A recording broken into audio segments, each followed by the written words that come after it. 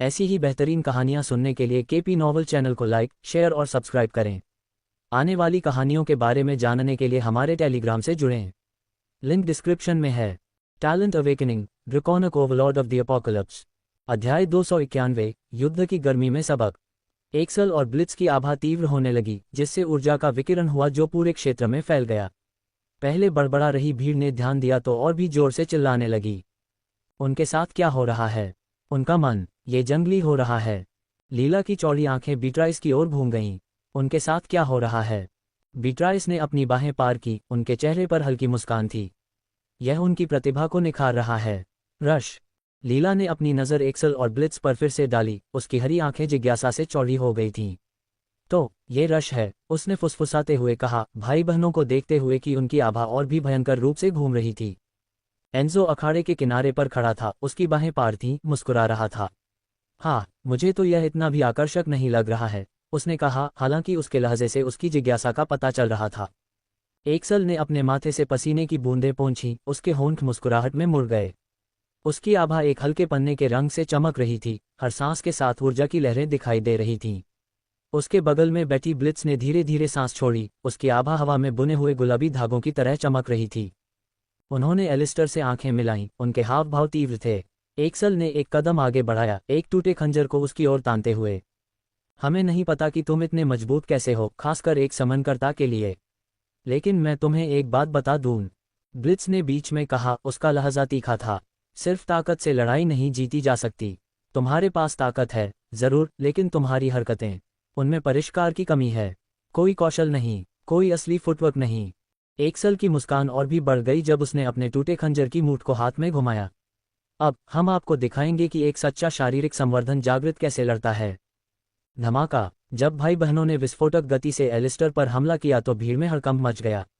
उनकी हरकतें पहले से कहीं ज्यादा तेज और सटीक थीं। ब्लिट्ज एलिस्टर के दाईं ओर से आ गई, उसने अपने खंजर से कई वार किए, जबकि एक्सल उसके बाईं ओर घूम गया, उसने अपनी कोहनी से एक जोरदार वार किया। एलिस्टर की आंखें चमक उठीं जब उसने उनके हमलों को रोकने के लिए अपने पंजे वाले हाथ उठाए। तो उद्धरण चिन्ह ... ऐसा लगता है कि मेरा प्रयास सफल रहा। जैसे जैसे एक्सल और ब्लिट्ज के हमले तेज होते गए, उनका टीमवर्क निर्बाध होता गया, अखाड़ा हमलों की टक्कर से गूंज उठा। एक्सल एलिस्टर के बाईं ओर झुक गया, उसकी आभा भड़क उठी, जिससे एलिस्टर को अपना बचाव बदलने पर मजबूर होना पड़ा। उसी क्षण ब्लिट्ज दाईं ओर से नीचे की ओर आए, उसका खंजर चांदी की लकीर की तरह चमक रहा था और एलिस्टर की पसलियों पर निशाना साध रहा था। एलिस्टर ने अपने शरीर को मोड़ा और हमले से बाल बाल बच गया। ब्लिट्ज के खंजर को रोकते समय उसके पंजे में मैना की चिंगारी फूट पड़ी। टक्कर की ताकत ने पूरे क्षेत्र में एक शॉकवेव भेज दी। भीड़ ने जयकारे लगाए और चौंक गए। दर्शक तीव्र प्रदर्शन को देखने के लिए करीब झुक गए। क्या तुमने देखा? वे उसे पीछे धकेल रहे हैं। बुरा नहीं है, एलिस्टर ने स्वीकार किया, उसके चेहरे पर एक हल्की सी मुस्कान दिखाई दी क्योंकि उसने एक्सल के अगले हमले को विफल कर दिया। अब तुम्हारा समन्वय बहुत बेहतर है। तो ये तुम्हारी प्रतिभा की शक्ति है। एक्सल की मुस्कुराहट और भी बढ़ गई क्योंकि वह पीछे की ओर पलटा और फुर्ती से अपने पैरों पर उतरा। तुमने अभी तक कुछ नहीं देखा है, ब्लिट्ज ने एड्रेनालाइन से भरी आवाज में जोर से हंसते हुए कहा। आशा है कि आप आगे बढ़ सकते हैं, बॉस।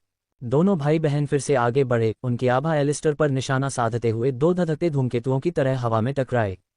एक्सल ऊपर गया, उसका खंजर नीचे की ओर वार कर रहा था, जबकि ब्लिट्ज नीचे की ओर वार कर रही थी। उसके वार एलिस्टर के पैरों पर निशाना साध रहे थे। अब उनकी हरकतें तेज हो गई थीं, हर वार का लक्ष्य उनके प्रतिद्वंद्वी को घेरना था। एलिस्टर शांत रहा, उसकी हर हरकत सहज और निर्बाध थी। उसने एक्सल के ओवरहेड स्लैश को बाल बाल बचा लिया, एक तेज घुटने के किक से जवाब दिया जिससे एक्सल बाल बाल बच गया। ब्लिट्ज के व्यापक वार उसके पंजों से तेज बचाव के साथ गिने गए, हर टक्कर के साथ चिंगारी उड़ रही थी। अब तुम्हारा फुटवर्क बेहतर है, एलिस्टर ने एक विशेष रूप से भयंकर संयोजन से बचने के लिए पीछे हटते हुए कहा। उसकी आंखें गर्व से चमक उठीं, हालांकि उसका स्वर और भी तीखा हो गया। लेकिन तुम गति पर बहुत अधिक निर्भर हो। जब कोई तुमसे आगे निकल जाता है तो क्या होता है? चलो देखते हैं तुम इससे आगे निकल जाते हो। एक्सल ने दहाड़ लगाई, उसकी आभा और भी चमकीली हो गई क्योंकि वह अंधाधुंध गति से झपटा। ब्लिट्ज ने तुरंत उसका पीछा किया, उसकी हरकतें एक्सल की हरकतों से एकदम मेल खाती थीं। उनके समन्वित हमले ने लगभग अपरिहार्य पिंसर बना दिया। भीड़ ने जयकारे लगाई क्योंकि ऐसा लग रहा था कि भाई बहन निर्णायक वार कर सकते हैं। फिर एक पल में ज्वार बदल गया। एलिस्टर का मन भड़क उठा। एक गहरी सुनहरी रोशनी फूट पड़ी क्योंकि वह भयानक सटीकता के साथ आगे बढ़ा। उसके पंजे ने एक्सल की कलाई को बीच में ही पकड़ लिया, जिससे उसके हाथ से खंजर एक ही झटके में घूम गया। इससे पहले कि एक्सल प्रतिक्रिया कर पाता, एलिस्टर घूम गया। उसके पैर ने एक तेज किक के साथ ब्लिट्ज के ब्लेड को दूर फेंक दिया। ब्लिट्ज ने अपनी खंजरों की ताकत को महसूस करते हुए सांस रोकी। हथियार हवा में घूमते हुए कई फीट दूर जमीन में धंस गए। दोनों भाई बहन पीछे की ओर लड़खड़ाते हुए चले गए। उनके हाथ खाली थे और छाती धड़क रही थी। एलिस्टर खड़ा था, उसकी आभा चमक रही थी। भाई बहनों के निहत्थे हथियार उसके चारों ओर जमीन पर पड़े थे। तुमने अच्छा किया, एलिस्टर ने कहा। उसका स्वर दृढ़ लेकिन अनुमोदनपूर्ण था। उसने अपना बचाव कम कर दिया, जिससे हवा में तनाव कम हो गया। तुम्हारा समन्वय, तुम्हारी अनुकूलनशीलता, ये प्रभावशाली है, लेकिन सुधार की हमेशा गुंजाइश रहती है। सबसे पहले तुम दोनों को अपनी प्रतिभाओं के सक्रियण पर नियंत्रण हासिल करना होगा। भीड़ के तालियों की गड़गड़ाहट से पहले प्रशिक्षण मैदान में एक पल के लिए सन्नाटा छा गया। वे आश्चर्यचकित थे। क्या तुमने देखा? उसने एक ही बार में दोनों को निहत्था कर दिया। क्या राक्षस है? वह ऐसा कैसे कर पाया? यहाँ हम में से कुछ लोग कोशिश करने पर भी ऐसा नहीं कर पाएंगे। एक्सल ने अपने माथे से पसीना पोंछा। उसके चेहरे पर एक टेढ़ी मुस्कान उभर आई। अरे, लगता है कि गिल्ड मास्टर ने आपको टीम लीडर के रूप में चुनने का कोई कारण है। उसे पता होगा कि आप इतने कुशल हैं। ब्लिट्ज ने अपनी पैंट से धूल झाड़ते हुए अपना खंजर उठाया। ऐसा मत सोचो कि इसका मतलब है कि तुम जीत गए हो, एलिस्टर। अगली बार, एलिस्टर ने हल्के से मुस्कुराया। अगली बार, हो, मैं इसका इंतजार कर रहा हूँ। लीला ने स्तब्ध होकर चुपचाप देखा। उसकी हरी आंखें चौड़ी हो गईं। तो यह है उसके जैसे समनकर्ता की शक्ति। बीट्राइस ने धीरे से हंसी। नहीं, वह एलिस्टर है। एंजो ने मुस्कुराते हुए अपनी बाहें मोड़ते हुए एक खंभे के सहारे झुक गया। हाँ, मुझे अपने प्रतिद्वंद्वी से इससे कम की उम्मीद नहीं थी।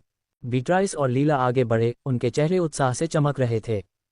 यह अद्भुत था, लीला ने कहा। उसकी हरी आंखें चमक रही थीं जब वह एलिस्टर के पास पहुंची। क्या हम अगले हैं? क्या तुम्हारा सामना करने की बारी हमारी होगी? बीट्राइस, उसके चेहरे पर एक चंचल मुस्कान, ने लीला को धीरे से धक्का दिया। मत भूलो, तुम अभी भी सीख रही हो, लीला। लेकिन मुझे उससे मुकाबला करने में कोई आपत्ति नहीं है। वह एलिस्टर की ओर मुड़ी, एक चुनौतीपूर्ण भौं उठाए। क्या तुम्हें लगता है कि तुम मेरी सटीकता को संभाल सकते हो? एलिस्टर के जवाब देने से पहले एंजो आगे बढ़ा। उसके चेहरे पर एक उत्सुक मुस्कान थी। उसे भूल जाओ, मुझे एक और राउंड चाहिए। उसने अपनी चौड़ी छाती पर हाथ मारते हुए कहा। हम इसे इस बार और भी तीव्र बनाएंगे। कोई रोक नहीं। एलिस्टर ने भौं उठाए, खुश। ओह, पहली बार में पर्याप्त नहीं मिला, एंजो। बिल्कुल भी नहीं, एंजो ने जोरदार हंसी के साथ उत्तर दिया। अगली बार मैं तुम्हें नीचे ले जाऊंगा। एलिस्टर ने अपना सिर हिलाते हुए धीरे से मुस्कुराया। हम देखेंगे। इस बीच, मुस्कुराते हुए उस छोटी सी नोकझोंक को देखते हुए, रेन भीड़ के किनारे खड़ा था। उसने अपनी बाहें क्रॉस करके देखीं। उसके तेज दिमाग ने हर विवरण को याद किया। एलिस्टर की तरल हरकतें, उसकी सटीकता के साथ अनुमान लगाने और जवाब देने की क्षमता, और जिस सहज तरीके से उसने उपस्थित सभी लोगों का ध्यान आकर्षित किया। रेन के होठों पर एक छोटी, दुर्लभ मुस्कान दिखाई दी। प्रभावशाली, उसने धीरे से कहा। किसी के ध्यान में आने से पहले ही वह दूर चला गया। वह चुपचाप तितर बितर होती भीड़ के बीच से निकल गया। उसकी अभिव्यक्ति अपाठ्य थी। हालांकि अंदर ही अंदर उसने सच्चाई को स्वीकार किया। तुम हमेशा उम्मीदों से बढ़कर प्रदर्शन करते हो, एलिस्टर। अब मुझे पता है कि गिल्डमास्टर तुम पर इतना एहसान क्यों करता है। उसने धीरे से बात करते हुए एक पल के लिए पीछे देखा। मुझे यकीन है कि तुम हम सभी को गर्वित करते रहोगे। इसके साथ ही वह मुड़ा और पूरी तरह से चला गया। एलिस्टर और उसके साथियों के साथ वापस बातचीत जारी रखने से पहले एक नर्म आवाज गूंजी। तुम बिल्कुल आश्चर्यजनक थे, मेरे प्रभु, सिंडर ने कहा। वह मंच पर शालीनता से चली गई। उसने एलिस्टर को उसका कोड देते समय अपनी अभिव्यक्ति को संयमित किया। एलिस्टर उसकी तारीफ से आश्चर्यचकित होकर उसकी ओर मुड़ा। उसकी नज़र नर्म पड़ गई जब उसने उसके होठों पर हल्की मुस्कान देखी। उसने महसूस किया कि उसकी गर्दन पर एक हल्की गर्मी चढ़ रही है। उसके गालों पर एक दुर्लभ लालिमा दिखाई दे रही है। धन्यवाद, सिंडर, उसने कहा। उसके चेहरे पर एक छोटी, प्रशंसा भरी मुस्कान उभरी। उसने अपना कोट पहना। उसका आत्मविश्वास वापस लौट आया। मुझे खुशी है कि तुम ऐसा सोचते हो। सिंडर ने अपना सिर थोड़ा बाईं ओर झुकाया। उसकी लाल आंखें खुशी से चमक रही थीं। मैं ऐसा नहीं सोचती, मेरे प्रभु। मुझे पता है, ये संक्षिप्त आदान प्रदान किसी का ध्यान नहीं गया। वाह, बॉस शर्मा रहे हैं, एक्सल ने किनारे से चिढ़ाते हुए कहा, जिससे ब्लिट्ज मुस्कुराया। लगता है बॉस में भी कोई कमजोरी है, ब्लिट्ज ने शरारती अंदाज में चुटकी ली। एलिस्टर ने आह भरी, अपने बालों में हाथ फेरते हुए हल्की सी लाली बनी रही। उसने सिंडर को एक आभारपूर्ण सिर हिलाया और फिर दूसरों की ओर मुड़ गया। ठीक है, उसने कहा, उसका लहजा अधिकारपूर्ण लेकिन हल्का था। अगर आप सभी इतने उत्सुक हैं तो कल की ट्रेनिंग के लिए अपनी ऊर्जा बचाकर रखें। आपको इसकी ज़रूरत पड़ेगी। समूह ने सामूहिक रूप से कराहना शुरू किया, लेकिन अपनी मुस्कुराहट नहीं छिपा पाए। भीड़ तितर बितर होने लगी। अभी भी एलिस्टर के प्रदर्शन के बारे में चर्चा हो रही थी। फिर भी सभी के दिमाग में एक बात स्पष्ट थी, एलिस्टर की ताकत सिर्फ शारीरिक नहीं थी। ये किसी ऐसे व्यक्ति की शक्तिशाली उपस्थिति थी जो सम्मान और विस्मय को प्रेरित करती थी। जैसे ही जीवंत माहौल शांत होने लगा, एलिस्टर को अपनी छाती की जेब में हल्का कंपन महसूस हुआ। उसका माथा थोड़ा सिकुड़ गया और उसने हाथ बढ़ाकर एक चिकना काला क्यूब निकाला। एक तेज थपकी के साथ क्यूब खुल गया और एक हाई-टेक फोन सामने आया। स्क्रीन चमक उठी, जिसमें एक अज्ञात नंबर से आने वाली कॉल दिखाई दे रही थी। एलिस्टर ने अपनी नज़रें सिकोड़ लीं, उसकी सहज प्रवृत्ति हाई अलर्ट पर थी। इससे पहले कि वह जवाब दे पाता, उसने अपनी आस्तीन पर एक हल्का खिंचाव महसूस किया। उसने लीला को देखने के लिए नीचे देखा, उसकी हरी आंखें प्रत्याशा और घबराहट के साथ चौड़ी थीं। तुम पहले से ही थके हुए नहीं हो सकते, एलिस्टर, उसने धीरे से कहा, हालांकि उसकी आवाज़ में एक चंचल धार थी। मेरी बारी अभी तक नहीं आई है। मुझे उम्मीद थी कि तुम मुझे एक या दो तरकीबें सीखने में मदद कर सकते हो। एलिस्टर ने पलकें झपकाईं, कुछ पल के लिए उसकी गंभीरता से चौंक गया। उसने एक मजबूर मुस्कान को संभाला ताकि बजते फोन से उसका ध्यान भंग न हो। अभी नहीं, लीला, उसने कहा। उसने फोन उठाया, उसे स्क्रीन दिखाते हुए। मुझे ये लेना है। लीला की अभिव्यक्ति एक पल के लिए शांत हो गई, फिर उसने जल्दी से एक अजीब मुस्कान के साथ इसे छुपा लिया। ओह, ठीक है, मैं समझती हूँ। वह अपनी आस्तीन के किनारे से बेचैन होकर पीछे हट गई। शायद बाद में, तो। एलिस्टर ने सिर हिलाया, उसकी नज़र थोड़ी नर्म हो गई। हाँ, बाद में। जैसे ही लीला दूर चली गई, उसने अपना ध्यान फिर से फ़ोन पर लगा दिया। स्क्रीन को दबाते हुए उसने कॉल का जवाब दिया। यह एलिस्टर है, उसने कहा। एक पल के लिए लाइन में दरार पड़ गई, फिर एक जानी पहचानी आवाज़ ने जवाब दिया। मैं एक आफ्टर स्पार करना चाहता हूँ, थोड़ा आराम करना चाहता हूँ, चलो मिलते हैं। कॉल किसी और की नहीं बल्कि बर्सिकल्स की गिल्डमास्टर आन्या की थी। अध्याय 292, गिल्डमास्टर के साथ वाद विवाद। दोपहर के करीब आते ही गली में तनाव की लहर दौड़ गई। सेक्टर 3 की चहल पहल भरी सड़कों से आने वाली हलचल की हल्की सी गूंज आसपास की दीवारों से दब गई। आन्या आराम से भित्तिचित्रों से ढकी ईंट के सहारे झुक गई, उसकी लाल आंखें छाया को स्कैन कर रही थीं। जब गली के धुंधले कोने से एक मधुर, मजाकिया आवाज आई तो उसका धैर्य जवाब दे गया। मैंने कभी सपने में भी नहीं सोचा था कि गिल्डमास्टर इस तरह की जगह पर मीटिंग आयोजित करेगा, आवाज ने चिढ़ाते हुए कहा। कोई सोच सकता है कि तुम अवैध कारोबार में हाथ आजमा रहे हो। छाया के किनारे से स्पेड आगे बढ़ा, उसके चेहरे पर उसका ट्रेडमार्क काला स्पेड मास्क था, उसके चलते समय उसका काला कोट थोड़ा लहरा रहा था। उसके बगल में एक नकाबपोश महिला खड़ी थी, उसकी लाल आंखें चिकने, काले मास्क के माध्यम से चमक रही थीं, जिसने उसके चेहरे के अधिकांश हिस्से को छुपा रखा था। दीवार से धक्का देते ही आन्या की मुस्कान और भी तेज हो गई, उसके हाथ उसके कूल्हों पर टिके हुए थे। देखो कौन इतना घमंडी हो गया है, उसने कहा। क्या इसलिए कि मैं तुम्हारा गंदा छोटा सा राज जानती हूँ, या इसलिए कि तुम इतने समझदार नहीं हो कि मुझे दुश्मन न बनाओ? उसकी नज़र नकाबपोश महिला पर चली गई। और तुम अपने छोटे ड्रैगन बॉडीगार्ड को साथ लाए हो। मुझे मत बताओ कि तुम इतने डरे हुए हो कि मैं तुम्हें बुरी तरह पीट दूंगी। स्पैड ने धीरे से हंसते हुए कहा, उसकी तीखी आंखें सिकुड़ गईं। शायद ही, उसने जवाब दिया, उसकी आवाज़ और भी खतरनाक हो गई। लेकिन मैं तुमसे एक बात पूछना चाहती हूँ। तुम हमारा ये छोटा सा स्पार कहाँ करवाने की योजना बना रहे हो? आन्या की मुस्कान और भी चौड़ी हो गई। क्या बात है, एलिस्टर? कभी सार्वजनिक प्रशिक्षण मैदान के बारे में नहीं सुना? बस कुछ ही गलियों की दूरी पर एक है। मेरे लिए तुम्हारे साथ फर्श साफ करने के लिए एकदम सही जगह। उसने शरारती अंदाज में कहा। जैसे ही वह मुड़ने लगी, उसे पहले से ही उनके रीमैच की कल्पना हो रही थी। जल्दी करो, मैं दूसरे राउंड के लिए मर रही हूँ। रुको, स्पेड ने इतनी तीव्रता से पुकारा कि वह रुक गई। उसकी नज़र उसकी आंखों पर टिकी थी, खंजर की तरह तीखी। इतनी जल्दी मत करो, ऐसी जगह हमारी क्षमताओं के दायरे को नियंत्रित नहीं कर सकती। अगर हम पूरी ताकत से लड़ेंगे, तो क्या दूसरे लोग गोलीबारी में नहीं फंसेंगे? या जब अखाड़ा मलबे में तब्दील हो जाएगा तो तुम उसका खर्च उठाने की योजना बना रही हो? आन्या अपनी जगह पर रुक गई, उसकी आंखों में चिढ़ाने वाली चमक अचानक ठंडी, तीखी हो गई। वह उसकी ओर मुड़ी, अपना सिर थोड़ा झुकाया और उसकी आवाज़ धीमी, खतरनाक हो गई। तो तुम क्या सुझाव दे रहे हो? उसकी नज़र में खून की प्यास और बढ़ गई, उसकी मुस्कान और भी भयावह हो गई। तुम इस वजह से हमारे मुकाबले को रद्द करने की योजना नहीं बना रहे हो, है न? स्पेड ने अपनी सुनहरी आंखें भी सिकोड़ लीं, उसके शरीर से एक हल्की सुनहरी आभा निकल रही थी। उसके बगल में खड़ी सिंडर थोड़ा हिली, उसकी उपस्थिति मौत की तरह खामोश थी। इसे बंद नहीं कर रही हूँ, स्पेड ने थोड़े खतरनाक लहजे में कहा। बस सोच रही हूँ, अगर तुम मुझसे पूरी ताकत से लड़ना चाहती हो तो ये किसी सार्वजनिक जगह पर नहीं होना चाहिए। या तुम्हें डर है कि तुम दर्शकों के बिना हार जाओगी? आन्या ने गहरी हंसी हंसी। ओह कितना प्यारा है, लेकिन ठीक है, मैं काट लूंगी। क्या दिमाग में कोई जगह है या मुझे वह भी चुननी होगी?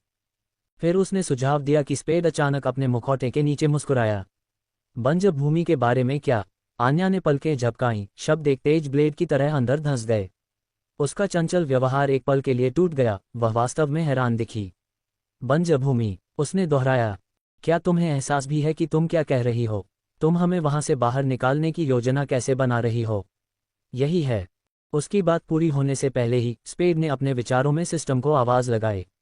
सिस्टम, गेट खोलो। उसके बगल में हवा झिलमिला उठी और एक धीमी गुनगुनाहट के साथ फट गई, जिससे ऊर्जा का एक घूमता हुआ झरना दिखाई दिया। पोर्टल के भीतर सुनहरे पीले रंग के तने सर्पिल हो गए, एक शक्तिशाली उपस्थिति के साथ जिसने वातावरण को भारी महसूस कराया। अन्या तुरंत तनाव में आ गई, उसकी सहज प्रवृत्ति खतरे की चीख लगा रही थी। उसके हाथ सहज रूप से मुट्ठी में बंध गए और वह बुदबुदाने लगी। क्या वह एक कालकोठरी है? उसने पूछा, स्पष्ट रूप से भ्रमित। वहां कोई मैना जोन नहीं था, तो शहर के बीच में एक कालकोठरी कैसे बन गई? स्पेड ने उसकी प्रतिक्रिया पर एक तिरस्कारपूर्ण हाथ लहराया, पोर्टल के करीब कदम बढ़ाते हुए। आराम करो, उसने अपने कंधे पर कहा। यह कोई कालकोठरी नहीं है, यह एक शॉर्टकट है। अब क्या तुम आ रहे हो या तुम घूरते रहना पसंद करोगे? वह बिना एक और शब्द कहे दरार से आगे बढ़ गया, उसका शरीर घूमती हुई ऊर्जा में गायब हो गया। सिंडर उसके पीछे चल रहा था। आन्या एक पल के लिए जम गई, उसका दिमाग दौड़ रहा था। उसकी निगाहें पोर्टल और जहां स्पेड कुछ सेकंड पहले खड़ा था के बीच घूम रही थीं। वह उसके पास चली गई, एक पल के लिए उसे देखने के लिए खड़ी रही। एलिस्टर, तुम मुझे लगातार हैरान करते हो, उसने बड़बड़ाया, उसकी आवाज में आश्चर्य की जगह प्रशंसा के स्पर्श के करीब कुछ था। उसके होंठ एक छोटी सी मुस्कान में मुड़ गए और उसने खुद से कहा, तुम कितने रहस्य छिपा रहे हो? उसने एक हल्की सी हंसी निकाली, आवाज धीमी और लगभग चक्कर वाली थी। एक गहरी सांस लेते हुए वह आगे बढ़ी, उसका हाथ पोर्टल के किनारे से टकराया। उसकी उंगलियों के नीचे ऊर्जा धीरे धीरे चटक रही थी, जिससे उसकी रीढ़ में एक हल्की सी सिहरन पैदा हो गई। अपने पीछे एक आखिरी नजर डालते हुए वह चौड़ी मुस्कान के साथ मुस्कुराए। ठीक है एलिस्टर, चलो देखते हैं इस बार तुम्हारे पास क्या है। और उसके साथ आन्या दरार के बीच से आगे बढ़ी और उसकी घुमावदार गहराई में गायब हो गई। आन्या घुमावदार दरार से बाहर निकली, उसके जूते टूटे हुए पत्थर पर धीरे से टकरा रहे थे क्योंकि उसके पीछे द्वार बंद हो गया था। उसने पलकें झपकाईं, उसकी आंखें उसके सामने के स्पष्ट दृश्य को समायोजित कर रही थीं। वह एक बर्बाद शहर के बीच में खड़ी थी, इमारतों के मलबे के अवशेष उजाड़ सड़कों पर दांतेदार छाया डाल रहे थे। उनके चारों ओर टूटी हुई खिड़कियां और ढहती दीवारें देखी जा सकती थीं। उसकी नज़र आगे बढ़ी और उसने स्पेड को देखा। वह कुछ कदम दूर खड़ा था, उसका आकार शाम के सूरज की ढलती हुई चमक से रोशन था। प्रकाश ने उसके काले कपड़े को गहरे नारंगी रंग में रंग दिया, खंडहरों के सामने उसका तीखा सिलहूट लगभग दूसरी दुनिया जैसा लग रहा था। तो, आन्या ने कहा, करीब आते हुए उसकी आवाज़ जिज्ञासा से भरी हुई थी। उद्धरण चिन्ह ... तुमने वह कैसे किया? स्पेड की सुनहरी आंखें जवाब देते समय वह थोड़ा सिकुड़ गया। ड्रैगन जादू। आन्या के होंठ एक मनोरंजक मुस्कान में बदल गए जब उसने अपना सिर झुकाया। ड्रैगन जादू है न? मैं नहीं कह सकती कि मैंने इसके बारे में पहले कभी सुना है। उसने अपनी अंगुलियों को चटकाया, जिसकी आवाज़ खाली शहर में धीरे धीरे गूंज रही थी।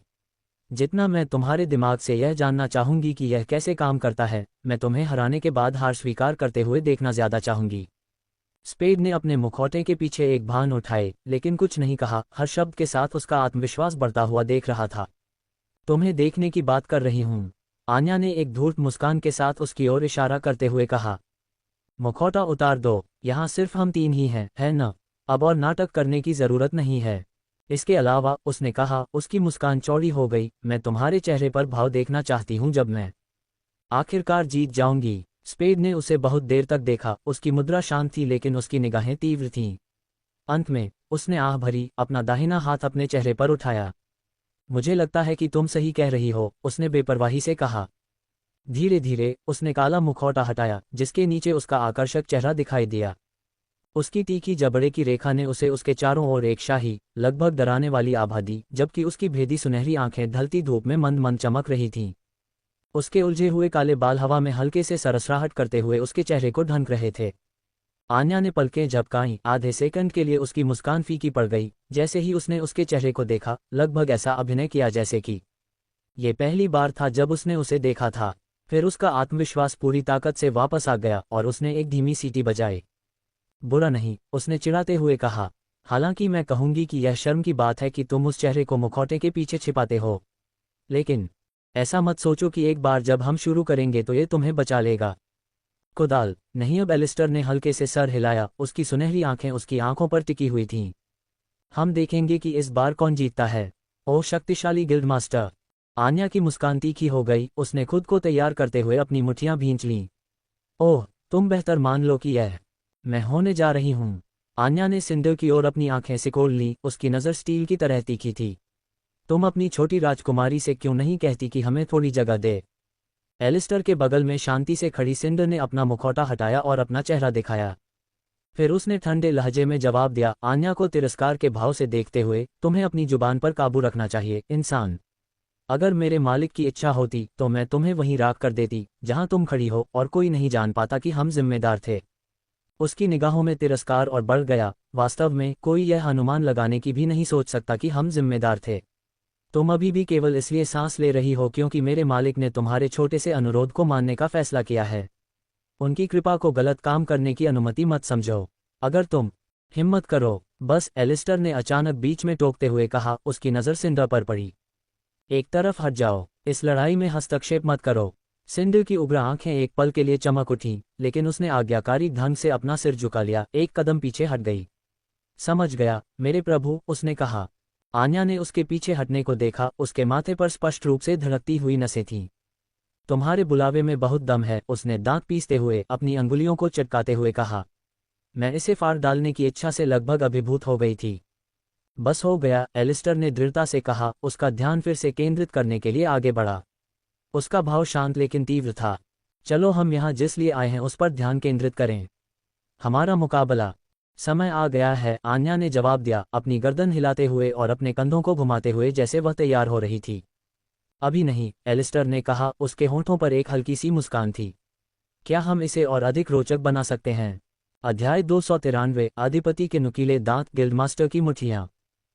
उसने अपनी बाहें पार करते हुए अपनी आंखें सिकोड़ लीं। तुम्हारा क्या मतलब है?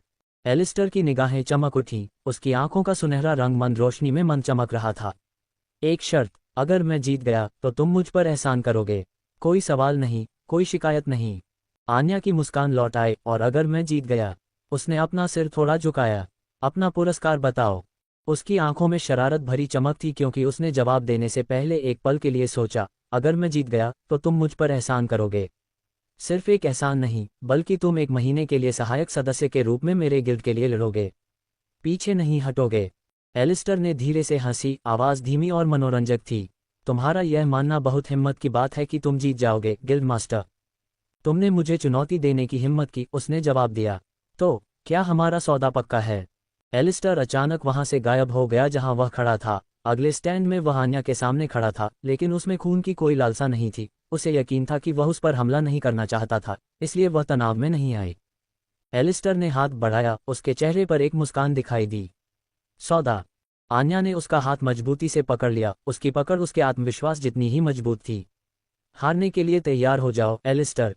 अचानक एलिस्टर और आन्या एक दूसरे से दूर हो गए, जिससे उनके बीच एक बहुत बड़ी जगह बन गई। एलिस्टर पुरानी दुनिया की एक पूरी तरह से जंग लगी कार के सामने खड़ा था। उसने अपनी मुद्रा को ढीला किया, लेकिन उसका मन एक तीव्रता से विकीर्ण होने लगा। हम इस बारे में देखेंगे, उसने शांति से कहा। चलो शुरू करते हैं। अचानक एलिस्टर का मन और भी तेज हो गया। सिस्टम की आवाज़ उसके विचारों में गूंज उठी। ड्रैकोनिक रेज कौशल सक्रिय। सभी एसटी 100% बढ़ गए हैं। अपने आंकड़ों को दोगुना महसूस करते हुए एलिस्टर ने खुद से सोचा, आमतौर पर यह अकेले उसे दबाने के लिए पर्याप्त नहीं होगा, लेकिन जब तक मैं अपनी शारीरिक क्षमताओं को बढ़ाने के लिए अपनी शिखा की शक्तियों का उपयोग करता हूं, मुझे बेसिर पर निर्भर रहने की आवश्यकता नहीं होगी। आन्या ने एलिस्टर की शक्ति की लहर को हवा में महसूस किया, जिससे उसकी रीढ़ में हल्की सी सिहरन दौड़ गई। उसने अपनी मुट्ठियां भींच लीं, उसके चेहरे पर एक मुस्कान फैल गई क्योंकि उसने सोचा, वह अपनी सारी शक्ति को कैसे छुपाकर रखता है। वह पहला व्यक्ति है जिसे मैंने आभा में इतनी भारी वृद्धि करने में सक्षम देखा है। इससे पहले कि वह आगे कुछ सोच पाती, वूश, एलिस्टर अपनी जगह से गायब हो गया। उसकी तीखी आंखें मुश्किल से उसकी हरकतों को पकड़ पाईं। इससे पहले कि वह सीधे उसके सामने फिर से प्रकट हुआ, उसकी गति को ट्रैक करना लगभग असंभव था। उनके बीच की जगह एक पल में गायब हो गई। बेकार की बातें आपकी मदद नहीं करेंगी, गिल्डमास्टर, उसने कहा। उसकी सुनहरी आंखें एक शिकारी की तरह अपने शिकार पर ध्यान केंद्रित करते हुए उसकी आंखों पर टिकी हुई थीं। अगर तुम्हारे पास इसके लिए समय है तो तुम ये भी नहीं जान पाओगी कि तुम कब इस छोटे से स्पार को खो दोगी। जैसे ही उसने रोकने के लिए अपनी बाहें उठाईं, आन्या की सहज प्रवृत्ति भड़क उठी। एलिस्टर के अचानक मुक्का मारने की ताकत ने एक शॉकवेव की तरह मारा, जिससे वह पीछे की ओर खिसक गई। धमाका! जैसे ही उसने अपनी एड़ियां अंदर की ओर दबाईं, उसके जूते फटे हुए डामर से रगड़ खा गए और वह जंग लगे लैंप पोस्ट से टकराने से बच गई। तेज और मजबूत, ठीक वैसे ही जैसे पहले। उसने मेरा खून खौलाया है, बिल्कुल वैसे ही जैसे मुझे पसंद है। जैसे ही उसने सोचा, वह अचानक बेतहाशा मुस्कुराए और झटके से अपने हाथ हिलाए। बुरा नहीं है, उसने कहा, जैसे ही युद्ध का रोमांच उसके अंदर उमड़ा। उसकी मुस्कान चौड़ी होती गई। लेकिन देखते हैं कि तुम इसे संभाल सकती हो या नहीं। मन के एक विस्फोट के साथ आन्या आगे की ओर झपटी। उसकी हरकतें धुंधली थीं क्योंकि उसने उस पर मुखों की झड़ी लगा दी थी। एलिस्टर ने सहजता से चकमा दिया, उसके हमलों को आसानी से टाल दिया। जैसे ही उसने प्रत्येक मुक्का आते देखा, उसकी आंखें तीव्र गति से चमक उठीं और उसने अपने शरीर को उनसे दूर कर दिया। क्या ये सिर्फ मैं हूं, या तुम खुद को रोक रहे हो? यह क्या है? क्या तुम अचानक मुझे चोट पहुंचाने से इतना डरने लगे हो? उसने कहा, एक विशेष रूप से शक्तिशाली मुक्का को रोकते हुए। जैसे ही उसने कहा, वह अचानक तनाव में आ गई। उसके गाल थोड़े लाल हो गए, लेकिन फिर उसने अपने विचारों को साफ करने के लिए अपना सिर हिलाया। पीछे हटना, और अब मैं ऐसा क्यों करूंगी? उसने थोड़े नाराज स्वर में कहा। मेरी बुद्धिमत्ता का अपमान मत करो गिल्डमास्टर। जब हम पहली बार क्लास में थे तब की तुलना में तुम्हारे मुंह के निश्चित रूप से हल्के हैं। एलिस्टर ने अचानक अपनी आंखें सिकोड़ लीं, उसकी सरीसृप पुतलियां थोड़ी सिकुड़ गईं और उसने कहा, मुझे नहीं पता कि तुम्हारी योजना क्या है, और मुझे ईमानदारी से परवाह नहीं है।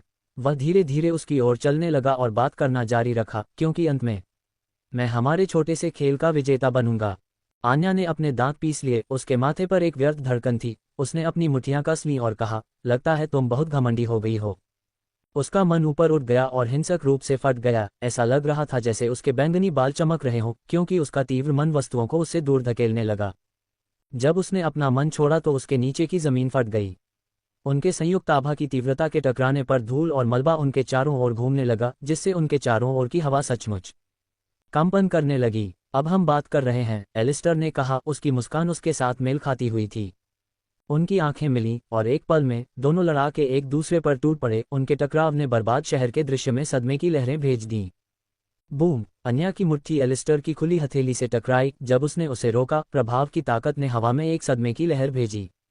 उनके नीचे पहले से ही टूटी हुई डामर और भी टूट गई, दरारें मकड़ी के जाले की तरह फैल गईं। एलिस्टर ने तुरंत जवाबी हमला किया, घूमकर एक तेज राउंडहाउस किक मारने के लिए अन्या की पसलियों पर निशाना साधा। वह झुक गई, उसके बैंगनी बाल उसके चेहरे के चारों ओर लहरा रहे थे क्योंकि उसकी किक से हवा उसके पास से गुजरी। उसने उसके जबड़े पर निशाना साधते हुए एक अपरकट मारा, लेकिन एलिस्टर उसके वार से बचने के लिए बस इतना पीछे झुक गया। धमाका! उसने उसके कंधे पर हथेली से वार किया, जिससे वह पीछे की ओर एक ढहती हुई दीवार में जा गिरी। धूल और ढीली ईंटें चारों ओर बरसने लगीं। उसने उसे धक्का दिया, उसके जूते मलबे से टकरा रहे थे। तुम इसे हिट कहते हो? उसने ताना मारा। उसके चेहरे पर एक जंगली मुस्कान फैल गई क्योंकि वह उस पर झपटी। धमाका! उसका मुक्का सीधे एलिस्टर के अग्रभाग पर लगा। जब उसने उसे रोकने के लिए उठाया, बल ने उसके हाथ में छोटे छोटे झटके भेजे, जिससे वह लगभग प्रभावित हो गया। उसने अपना वजन स्थानांतरित किया, अपने पैर को मजबूती से टिकाया और फिर अपने ऊपरी शरीर को थोड़ा मोड़ा। इस बार उसके पेट पर सीधा मुक्का मारा। अध्याय 294, धूल में चुनौती। थप थप! आन्या ने समय रहते ही अपनी कोहनी से उसकी मुट्ठी को मोड़ा और उसके घुटने पर एक तेज किक से जवाब दिया। एलिस्टर पीछे की ओर उछला, उसके बूट की नोक मुश्किल से उसे छू पाए। इससे पहले कि वह अपना फायदा उठा पाती, वह मन के एक विस्फोट के साथ आगे बढ़ा, पलक झपकते ही दूरी कम कर दी। वूम! तुम धीमी हो, उसने कहा, उसके जंगली हुक के नीचे झुकते हुए और उसके पेट पर एक दंडात्मक घुटना मारा। वम! आन्या ने हवा में उछलकर सांस ली, लेकिन वह बीच हवा में उछल गई। उसकी एड़ी जंग लगी बस के किनारे से टकरा गई। उसने वाहन को स्प्रिंगबोर्ड की तरह इस्तेमाल किया, खुद को वापस उस पर फेंका। धमाका! उसका बूट उसके कंधे से टकराया, जिससे वह पीछे हट गया। वह शालीनता से उतरी, उसकी आंखों में शरारती चमक थी क्योंकि वह उसका पीछा कर रही थी। एलिस्टर बिना हिले डुले अपने शरीर को बीच में ही मोड़कर उसके चेहरे की ओर कोहनी से वार किया। थप्पड़। उसने मुश्किल से समय रहते उसे रोका, उसकी बांह ने उसके वार को पकड़ लिया। बल ने उसे कई फीट पीछे खिसका दिया, उसके जूते फुटपाथ में गहरे गड्ढे बना गए। अब आओ, मुझे मत बताओ कि तुम यही कर सकती हो। अगर तुम जीतने की यही योजना बना रही हो तो मुझे नहीं लगता कि यह हो पाएगा, उसने कहा। उसकी सांसें तेज हो रही थीं और उसने मुस्कुराहट के साथ अपने होठों से खून की एक बूंद पोंछी। एलिस्टर मुस्कुराया, उसकी सुनहरी आंखें चमक रही थीं। मैं क्या कर सकता हूँ तुमसे? ये बहुत बढ़िया है। वह फिर से आगे बढ़ा, इस बार उसने मुक्कों और लातों की बौछार की जिससे उसके पास जवाब देने के लिए कोई जगह नहीं बची। धमाका, धमाका, धमाका। आन्या मुड़ी और मुड़ी, उसकी चपलता उसकी गति से मेल खा रही थी। प्रत्येक वार मुश्किल से चूका, उसकी त्वचा को छूते हुए वह झुकी और किनारे हो गई। उसने उसके सिर पर एक चक्करदार लात से जवाबी हमला किया, लेकिन एलिस्टर झुक गया। उसके काले बाल सरसरा रहे थे क्योंकि उसका बूट उसके ऊपर से गुजरा। उसने उसके टखने को बीच में ही पकड़ लिया, जिससे उसका संतुलन बिगड़ गया। धमाका। वह एक जीर्ण शीर्ण बेंच से टकरा गई, उसके पैर के टुकड़े उड़ रहे थे और वह अपने पैरों पर वापस लुढ़क गई। उसके शरीर में बढ़ते दर्द के बावजूद उसकी मुस्कान चौड़ी हो गई। तुम बुरे नहीं हो, मैं तुम्हें ये बताती हूँ, उसने कहा, आगे बढ़ने से पहले अपनी उंगलियां मोड़ते हुए। उनकी मुट्ठियां हवा में टकराईं और जोरदार धमाका हुआ, जिससे शॉकवेव उत्पन्न हुई और पास के लैंप पोस्ट के अवशेष गिर गए। जब वे अंधाधुंध गति से वार कर रहे थे तो आन्या ने कुछ अजीब महसूस किया। हर बार जब वह उसे छूती थी, चाहे वह ब्लॉक हो या काउंटर, उसका मन थोड़ा कमजोर होता हुआ प्रतीत होता था। उसका अगला वार जानबूझकर किया गया था ताकि उसका संदेह पुष्ट हो सके। उसने उसके कंधे पर एक मुक्का मारा और जैसे ही उसकी मुट्ठी ने उसे छुआ, उसने फिर से महसूस किया उसके मन पर एक छोटा लेकिन ध्यान देने योग्य रिसाव। उसने अचानक गुस्से में अपने दांत पीस लिए और चिल्लाए, तुम क्या कर रहे हो? उसने पीछे हटते हुए दूरी बनाने के लिए पूछा। एलिस्टर घूमती हुई धूल में खड़ा था, उसकी मुद्रा शांत लेकिन खतरनाक थी। उसने अपनी उंगलियां मोड़ी, उसकी मुस्कुराहट और भी चौड़ी हो गई, केवल एक पल के लिए उसके हस्ताक्षर शांत भाव वापस आने से पहले। ओह, तुम्हारा क्या मतलब है? Guild master. अन्या ने अपने दांत पीस लिए क्योंकि उसके बैंगनी बाल उसके उग्र लाल मन के साथ ऊपर की ओर उठने लगे थे। उसने कहा, मेरे साथ बेवकूफ़ी मत करो एलिस्टर। हर बार जब मैं तुम्हारे साथ शारीरिक संपर्क बनाती हूँ। उसने अपनी लाल निगाहें सिकोड़ लीं, गुस्से के स्पर्श के साथ बोली, मेरा मन प्रवाह पूरी तरह से गड़बड़ा जाता है और कमजोर हो जाता है। एलिस्टर ने धीरे से ठहाका लगाया और एक छोटी सी मुस्कान के साथ बोला, ड्रैगन मैजिक, उसने सरलता से कहा, उसकी आवाज़ इतनी शांत थी मानो वे मौसम पर चर्चा कर रहे हों। अन्या की आंखें सिकुड़ गईं। ड्रैगन मैजिक, फिर से बकवास, क्या तुम मेरे साथ खिलवाड़ कर रहे हो? एलिस्टर ने अपनी निगाहें सिकोड़ते हुए कहा, अब इसका क्या मतलब होगा? वह धीरे धीरे उसकी ओर बढ़ने लगा, रात होने के साथ ही हर कदम धीरे धीरे गूंज रहा था। तुमने देखा है कि मैं क्या करने में सक्षम हूँ। इस तथ्य के अलावा और क्या स्पष्टीकरण हो सकता है कि एक क्षमताएं मेरे ड्रैगन की हैं? फिर उसने मुस्कुराते हुए कहा, या क्या तुम्हारे लिए यह विश्वास करना इतना कठिन है? शायद मेरे पास मौजूद क्षमताओं की श्रृंखला के साथ तुम वास्तव में यहाँ हारने वाले हो। आन्या ने अपने दांत और भी पीस लिए, अपनी नज़र उस पर केंद्रित की। ड्रैगन जादू है न? लगता है मुझे तुम्हें हराने के लिए थोड़ी और मेहनत करनी पड़ेगी। उसने अपनी मुट्ठियां भींच लीं, उसके बैंगनी बाल हल्के से चमक रहे थे क्योंकि उसने अपने हमलों में और अधिक मैना डाला। एक गगनभेदी दहाड़ के साथ उसने खुद को उस पर फेंक दिया। उन्होंने बर्बाद शहर के दृश्य को चीर दिया, उनके टकराव ने संरचनाओं के बचे हुए हिस्से को मलबे में बदल दिया। एलिस्टर ने आन्या को एक ढहती हुई इमारत में पटक दिया, लेकिन वह दीवार से टकराकर उसके ऊपर पलट गई और उसकी पीठ पर जोरदार मुक्का मारा। वह आगे की ओर लड़खड़ाया लेकिन खुद को संभाल लिया, एक व्यापक किक मारने के लिए घूम गया जिसने पास के जंग लगे फायर हाइड्रेंट को तोड़ दिया। वूश। जब वे अपना मैच जारी रखते थे तो हवा में पानी छिड़का जाता था। आन्या ने मलबे से जंग लगे धातु के खंभे को पकड़ा और उसे एलिस्टर की ओर इतनी ताकत से घुमाया कि उनके नीचे की जमीन फट गई। खटखट। उसने खंभे को बीच में ही पकड़ लिया और अपने नंगे हाथों से उसे दो हिस्सों में तोड़ दिया और फिर टुकड़ों को एक तरफ फेंक दिया। तुम्हें इससे बेहतर करना होगा। ओह, चिंता मत करो, उसने कहा, उसके चेहरे पर एक दुष्ट मुस्कान थी। मैं अभी शुरुआत कर रही हूँ। आन्या पीछे की ओर भागी, उसकी तीखी आंखें युद्ध के मैदान में किसी भी चीज को स्कैन कर रही थी जिसे वह हथियार बना सकती थी। उसने हार मानने से इनकार कर दिया, भले ही हर बार जब वह एलिस्टर को छूती तो उसका मन कमजोर हो जाता।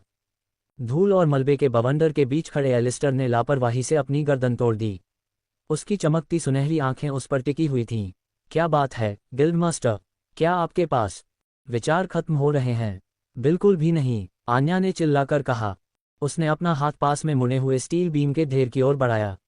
मन की लहर के साथ उसने एक को मुक्त कर दिया। धातु की कराह पूरे बर्बाद शहर में गूंज उठी।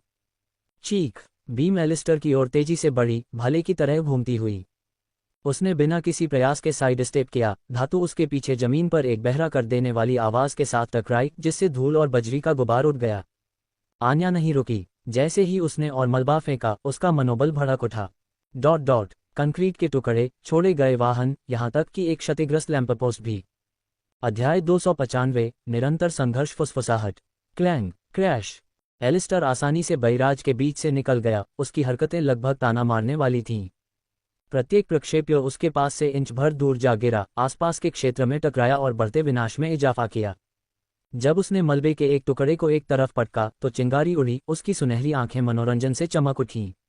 क्या ये तुम्हारी सीमा है, गिल्ड मास्टर? उसने अपने कंधे से कुछ धूल झाड़ते हुए चिढ़ाया। आन्या ने अपने दांत पीस लिए। उसका मन फिर से उछल पड़ा। उसके बैंगनी बाल हल्के से चमक रहे थे क्योंकि उसने दोनों हाथों को नजर आने वाली सबसे बड़ी वस्तु की ओर बढ़ाया। 2 मंजिला इमारत का टूटता हुआ अवशेष। जैसे ही उसका मन उस पर छा गया, इमारत हिलने लगी। उसके दांतेदार किनारों पर लाल रंग का मन चटकने लगा। तुम बहुत ज्यादा बोलते हो, एलिस्टर, उसने कहा। जब उसने विशाल संरचना को उठाया तो वह तनाव में थी। इमारत के हवा में उठने पर उसके नीचे की जमीन दबाव में फट गई। धूल और टूटे हुए कांच नीचे गिरे। हवा उसके प्रयास के बल से कंपन करने लगी। गड़गड़ाहट। एक भयंकर चीख के साथ आन्या ने इमारत को एलिस्टर पर फेंक दिया। मलबे के विशाल टुकड़े ने उस पर छाया डाली क्योंकि वह आगे की ओर तेजी से बढ़ रहा था, एक बहरा कर देने वाली गर्जना के साथ हवा को चीरता हुआ। थूम। एलिस्टर ने पीछे नहीं हटे। उसकी आंखें सिकुड़ गईं और उसने शांति से एक हाथ उठाया। उसके चारों ओर सुनहरे मन की एक हल्की लहर हवा में गर्मी की लहरों की तरह घूम रही थी। शून्य रैंड, उसने कहा। उसने लापरवाही से अपना हाथ हिलाया और इमारत उड़ते उड़ते 2 हिस्सों में बंट गई। दोनों हिस्से उसके दोनों ओर जमीन पर गिरे, जिससे धरती हिल गई और धूल और मलबे का एक बहुत बड़ा बादल उठ गया। धमाका। टक्कर से उत्पन्न शॉकवेव ने ढीली बजरी और धातु के टुकड़े उड़ा दिए, लेकिन एलिस्टर बेफिक्र रहा, पूरी तबाही में खड़ा रहा। उसकी सुनहरी आंखें अभी भी धुंध के बीच चमकती हुई देखी जा सकती थीं, जो आन्या पर टिकी हुई थीं। तुम मजबूत हो, उसने स्वीकार किया। उसकी आवाज गूंज रही थी। लेकिन सिर्फ ताकत से तुम ये मुकाबला नहीं जीत पाओगे। आन्या की सांस फूल रही थी। उसके चेहरे से पसीना टपक रहा था और वह जमती धूल के बीच से उसे घूर रही थी। उसका काम अभी खत्म नहीं हुआ था। उसकी नज़र पास के जंग लगे प्लेटफॉर्म पर डगमगाते एक पुराने पानी के टॉवर पर पड़ी।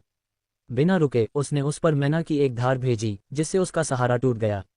क्रैक। टॉवर गिर गया। विशाल टैंक एलिस्टर की ओर गिर गया। उसके किनारों से पानी छलकने लगा। एलिस्टर ने गिरते हुए पानी के टॉवर को देखते हुए अपनी नज़रें सिकोड़ लीं, जैसे उसने पहले उस इमारत को देखा था जिसे उसने अपनी ओर फेंका था। उसने बस उसकी ओर एक उंगली उठाई और हवा में एक छोटा सा कट बनाया। शून्य चीरना। वूश। सुनहरे मैना की एक ब्लेड जैसी किरण ने संरचना को 2 हिस्सों में विभाजित कर दिया। पानी एक बड़े स्प्लैश। एलिस्टर ने अपनी नज़रें आन्या की ओर मोड़ लीं। रचनात्मक, उसने कहा, लेकिन अभी भी पर्याप्त नहीं है। आन्या ने अपना चेहरा पोंछते हुए स्पष्ट रूप से निराश होकर गुर्राहट की।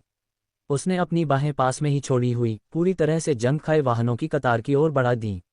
एक दहाड़ के साथ उसने उन्हें तेजी से एक के बाद एक उस पर फेंका, जिनमें से प्रत्येक उल्का की तरह उसकी ओर टकराया। धमाका। खटका। क्रंच। एलिस्टर ने पहले 2 को चकमा दिया, फिर तीसरे को बीच उड़ान में पकड़ लिया। जब उसने पुरानी कार को दूर घुमाया तो वह जोर से चरमराई और अविश्वसनीय बल के साथ वापस आन्या की ओर फेंकी। वूश। आन्या ने एक तरफ छलांग लगाई। वाहन उस जगह पर जा गिरा जहां वह खड़ी थी। टक्कर से एक गहरा गड्ढा बन गया, जिससे कांच और धातु के टुकड़े उड़ गए। क्या ये सब तुम्हारे पास है, गिल्ड मास्टर? एलिस्टर ने पुकारा। उसकी मुस्कुराहट चौड़ी हो गई। वह आगे बढ़ा। उसकी आभा और भी तेज हो गई। उसके चारों ओर हवा में सुनहरी चिंगारियां चमक रही थीं और उसके पैरों के नीचे की जमीन हर कदम के साथ फट रही थी। आन्या ने खुद को ऊपर उठाया। उसकी आंखों में दृढ़ संकल्प चमक रहा था। अभी मुझे बाहर मत करो। अब पूरी रात बर्बाद शहर पर छा चुकी थी और चांद आसमान में ऊंचा लटका हुआ था, युद्ध के मैदान पर अपनी पीली चांदी की रोशनी बिखेर रहा था। हवा धूल से भरी हुई थी और वातावरण में मैना की गूंज गूंज रही थी। आन्या खड़ी थी। उसकी छाती जोर से ऊपर नीचे हो रही थी। उसकी ऊर्जा खत्म हो चुकी थी, लेकिन वह पीछे हटने को तैयार नहीं थी। चांद की रोशनी ने उसके बैंगनी बालों को छुआ, जो अब पसीने से भीगे हुए थे। जैसे ही उसने एलिस्टर पर अपनी नजरें टिकाईं। मैं जीतूंगी, उसने कहा, चाहे कुछ भी हो। मलबे के बीच खड़े एलिस्टर ने अपना सिर थोड़ा झुकाया। उसकी सुनहरी आंखें चमक रही थीं। उसने उसे बीच में रोकने के लिए हाथ उठाया। क्या तुम्हारा काम हो गया, या हमें अभी भी जारी रखना चाहिए? अचानक पूछे गए सवाल पर आन्या ठिठक गई, उसके शब्द उसके गले में अटक गए। वह एक पल के लिए उसे देखती रही, फिर उसके चेहरे पर एक धूर्त मुस्कान फैल गई। बेशक हम जारी रखेंगे, लेकिन ऐसा लगता है कि मुझे तुम्हारे पुराने तरीके पर वापस लौटना होगा, और वह है मेरी इन मुट्ठियों का इस्तेमाल करना, उसने कहा। एक गहरी सांस लेते हुए आन्या एक अनोखी मुद्रा में आ गई। उसके पैर मजबूती से जमे हुए थे और वह अपने मन को चैनल करना शुरू कर रही थी। उसकी आभा भड़क उठी और उसका दाहिना हाथ एक तीव्र लाल रंग की रोशनी से चमकने लगा। मन संघनित हो गया और उसकी मुट्ठी के चारों ओर चटकने लगा, जिससे कच्ची ऊर्जा का एक भंवर बन गया जिसने उसके चारों ओर हवा का झोंका उड़ा दिया। यह एक तकनीक थी जो मेरे पिता ने मुझे सिखाई थी। इसका उद्देश्य शक्तिशाली राक्षसों को खत्म करना है। उसकी आंखें एलिस्टर पर टिकी हुई थीं। और चूंकि तुम अपने आप में एक राक्षस लगते हो, इसलिए मैंने पूरी ताकत लगाने का फैसला किया है। एलिस्टर के होंठ एक हल्की मुस्कान में मुड़ गए। क्या ऐसा है? आन्या की आभा में उछाल आया जब उसने अपनी बची हुई सारी मैना मुट्ठी में समेट ली। लाल रंग की ऊर्जा एक विशाल मूर्त रूप में जम गई। यह उसके ऊपर एक विशाल मैना मुट्ठी की तरह खड़ी थी, जो शक्ति से धड़क रही थी। एक जोरदार दहाड़ के साथ उसने अपनी बांह पीछे खींची और फिर पूरी ताकत से उसे आगे की ओर घुमाया। मैं तुम्हें उड़ाकर रख दूंगी, वह चिल्लाए। लाल मुट्ठी विस्फोटक गति से आगे बढ़ी, हवा को चीरती हुई एलिस्टर की ओर बढ़ी। इसके नीचे की जमीन ताकत से फट गई और उखड़ गई, और आसपास का मलबा शॉकवेव से उड़ गया। हुश! एलिस्टर की आंखें थोड़ी देर के लिए चौड़ी हो गईं, उसके चेहरे पर वास्तविक आश्चर्य का पहला स्पर्श दिखाई दिया। चमकती मुट्ठी उसकी ओर बढ़ी, एक विनाशकारी शक्ति जो अपने रास्ते में आने वाली किसी भी चीज को नष्ट कर सकती थी। लेकिन फिर उसका भाव बदल गया। वह शांत दिख रहा था, यहां तक कि आत्मविश्वास से भरा हुआ। उसने अपना हाथ उठाया, उसे एक विस्तृत चाप में लहराया और धीरे से कहा, शून्य रैंड। उसका सुनहरा मन तरल प्रकाश की तरह उछला। सुनहरी ऊर्जा स्थानांतरित हुई, एक ब्लेड जैसी चाप का निर्माण किया जो आने वाली लाल मुट्ठी को चीरती हुई निकल गई। विशाल संरचना तुरंत बिखर गई, दो हिस्से अलग हो गए और हानिरहित चिंगारी में बिखर गए जो युद्ध के मैदान में बिखर गए। बूम! बची हुई ताकत ने धूल और मलबे की एक और लहर को हवा में उड़ा दिया, लेकिन एलिस्टर आगे बढ़ गया। उसकी सुनहरी आंखें धुंध के बीच चमक रही थीं। वह शांत और संयमित था, उसके चारों ओर तबाही के बावजूद। उसने जो भी कदम उठाया वह मापा हुआ और राजसी था। उसकी उपस्थिति एक शांत लेकिन भारी आभा बिखेर रही थी। अब थक चुकी और अपने पैरों पर खड़ी होने के लिए संघर्ष कर रही आन्या चुपचाप देखती रही। वह स्तब्ध थी। जब उसने देखा कि वह उसके सबसे मजबूत हमले के अवशेषों से बिना किसी चोट के बाहर निकल आया, तो उसकी सांस अटक गई। जिस तरह से वह आगे बढ़ा, इतनी सहजता से, इतनी खूबसूरती से, एक पल के लिए उसका दिल धड़कने लगा। उसने जल्दी से अपना सिर हिलाया, अपना संयम वापस पाने की कोशिश करते हुए। तुम सच में एक राक्षस हो, उसने फुसफुसाते हुए कहा। उसकी आवाज़ फुसफुसाहट से थोड़ी ऊपर थी। तुम बस कैसे कर सकते हो? उसकी बात पूरी होने से पहले एलिस्टर अपनी जगह से गायब हो गया, अंधाधुंध गति से आगे बढ़ रहा था। अगले ही पल वह उसके सामने फिर से प्रकट हुआ। धमाका! उसका पैर विनाशकारी बल के साथ आगे की ओर उछला और उसके पेट में जोरदार टक्कर लगी। अध्याय 296, एक अधिपति की निगाह का वजन। धमाका! प्रभाव ने उसे पीछे की ओर उड़ा दिया, उसका शरीर कई इमारतों से टकराया। प्रत्येक संरचना बल के नीचे ढह गई, उनके कमजोर ढांचे ढह गए क्योंकि वह उल्का की तरह उनके बीच से फेंकी गई थी। धमाका! धमाका! आखिरकार आन्या मलबे में रुक गई। धूल और मलबा उसके चारों ओर जम गया और चांदनी उसके घायल शरीर पर पड़ रही थी। वह कराह उठी, अपने मध्य भाग को पकड़कर उठने के लिए संघर्ष कर रही थी। दर्द के बावजूद उसके चेहरे पर एक व्यंग्यात्मक मुस्कान आ गई। लानत है, तुम सच में एक राक्षस हो, उसने खांसते हुए कहा और अपनी सांस पकड़ने की कोशिश की। आन्या की सांसें उखड़ी हुई थीं, उसका सीना धड़क रहा था क्योंकि वह खुद को संभालने की कोशिश कर रही थी। धूल और मलबा उसके खुरदरे कपड़ों से चिपके हुए थे और उसका शरीर उन सभी इमारतों से दर्द कर रहा था जिनमें वह घुस गई थी। दर्द के बावजूद उसने अपने कांपते हाथों को जमीन पर टिकाया और खुद को घुटनों के बल पर धकेल दिया। वह संघर्ष कर रही थी, लेकिन वह हार मानने वाली नहीं थी। अचानक एक गहरी आवाज ने कहा, क्या तुम सच में इस हालत में आगे बढ़ने का इरादा रखती हो? क्या तुम इतनी जिद्दी हो कि तुम्हें नहीं पता कि कब हार माननी है? उसका सिर ऊपर उठा और उसकी नज़र एलिस्टर से मिली। वह उसके सामने खड़ा था। जिस इमारत में वह गिरी थी, उसकी दीवार में दांतेदार छेद के बीच में ऊपर से चांदनी बरस रही थी, जो उसके लंबे सुस्पष्ट शरीर पर एक कोमल चमक डाल रही थी। उसने जो छायाएं डाली वे उसके चारों ओर फैल गईं, उसे इस तरह से घेर लिया जैसे कि उसकी उपस्थिति पहले से ही हो। एक पल के लिए आन्या के विचार भटक गए। जिस तरह से चांदनी उसकी सुनहरी आंखों से चमक रही थी, उसके चेहरे पर शांत और आत्मविश्वास से भरी नजर, उसमें एक निर्विवाद आकर्षण था। ये जानते हुए भी कि यह इस तरह के विचारों के लिए समय या स्थान नहीं था, उसने खुद को क्षण भर के लिए चकित पाया। उसका दिल धड़क उठा। हाँ, वह किसी कहानी की किताब के राजा जैसा दिखता है, लगभग वैसा ही जैसा मेरे पिता मुझे पढ़कर सुनाया करते थे। इससे पहले कि वह इस विचार पर टिक पाती, एलिस्टर की आवाज़ ने उसे वास्तविकता में वापस ला दिया। आज के लिए बस इतना ही, हम यहाँ समाप्त कर चुके हैं, उसने दृढ़ता से कहा। आन्या की आंखें चौड़ी हो गईं और उसे विद्रोह की लहर महसूस हुई। यह नरक की तरह है, उसने चिल्लाते हुए अपने आप को पूरी इच्छाशक्ति के साथ अपने पैरों पर खड़ा किया। उसका शरीर दर्द से चीख उठा, लेकिन उसने इसे सहन किया। उसने अपनी मुट्ठियां भींच लीं और फिर से हमला करने के लिए तैयार हो गई। उसकी लाल आंखें क्रोध से जल रही थीं। लेकिन इससे पहले कि वह आगे बढ़ पाती, एलिस्टर की सुनहरी आंखें चमक उठीं, उनकी तीव्रता अचानक बढ़ गई। उसकी आवाज़ शांत थी, फिर भी उसमें एक आज्ञाकारी वजन था। मुझे यकीन नहीं है कि आप पूरी तरह से समझ गए हैं, गिल्ड मास्टर। मैं कोई सुझाव नहीं दे रहा था, मैंने एक बयान दिया। उसके शब्दों ने आन्या की रीढ़ में एक ठंडी ठंडक पैदा कर दी।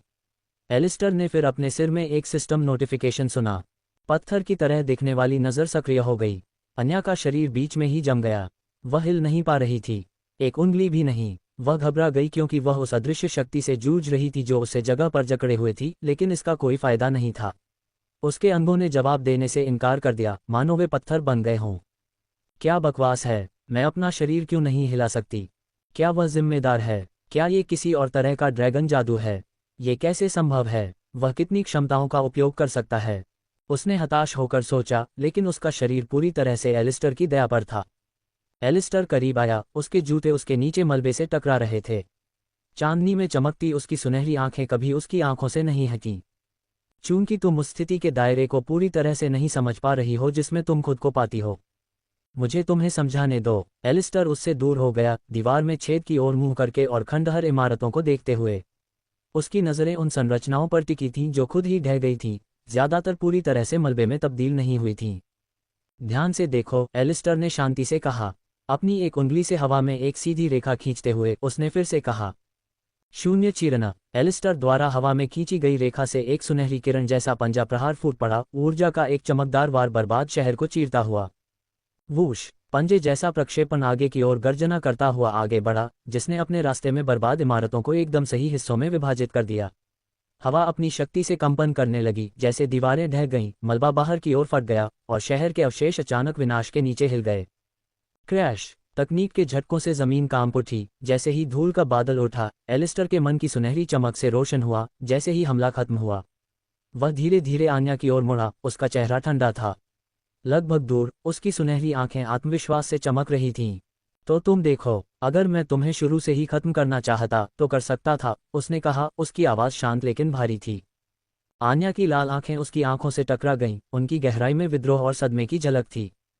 लेकिन मैंने ऐसा नहीं किया, क्योंकि यह एक मुकाबला था, मौत की लड़ाई नहीं। और मुकाबले में, जो खुद को प्रतिरोध करने में असमर्थ पाता है, हिलने या वापस लड़ने में असमर्थ, पहले ही हार चुका होता है। उसने उसकी ओर एक धीमा कदम बढ़ाया, रुका, फिर आगे झुका। उनके चेहरे लगभग इंच भर की दूरी पर थे। उसकी नज़र इतनी तीव्र थी कि उसे लगा जैसे वह उसकी आत्मा में झांक रहा है। फिर एलिस्टर ने बोलते हुए अपनी आवाज़ कम कर ली, और इसलिए, उस तर्क से, मैं जीत गया। एलिस्टर ने अपनी आंखें बंद कर लीं, धीरे से सांस छोड़ते हुए वह आन्या से दूर हो गया।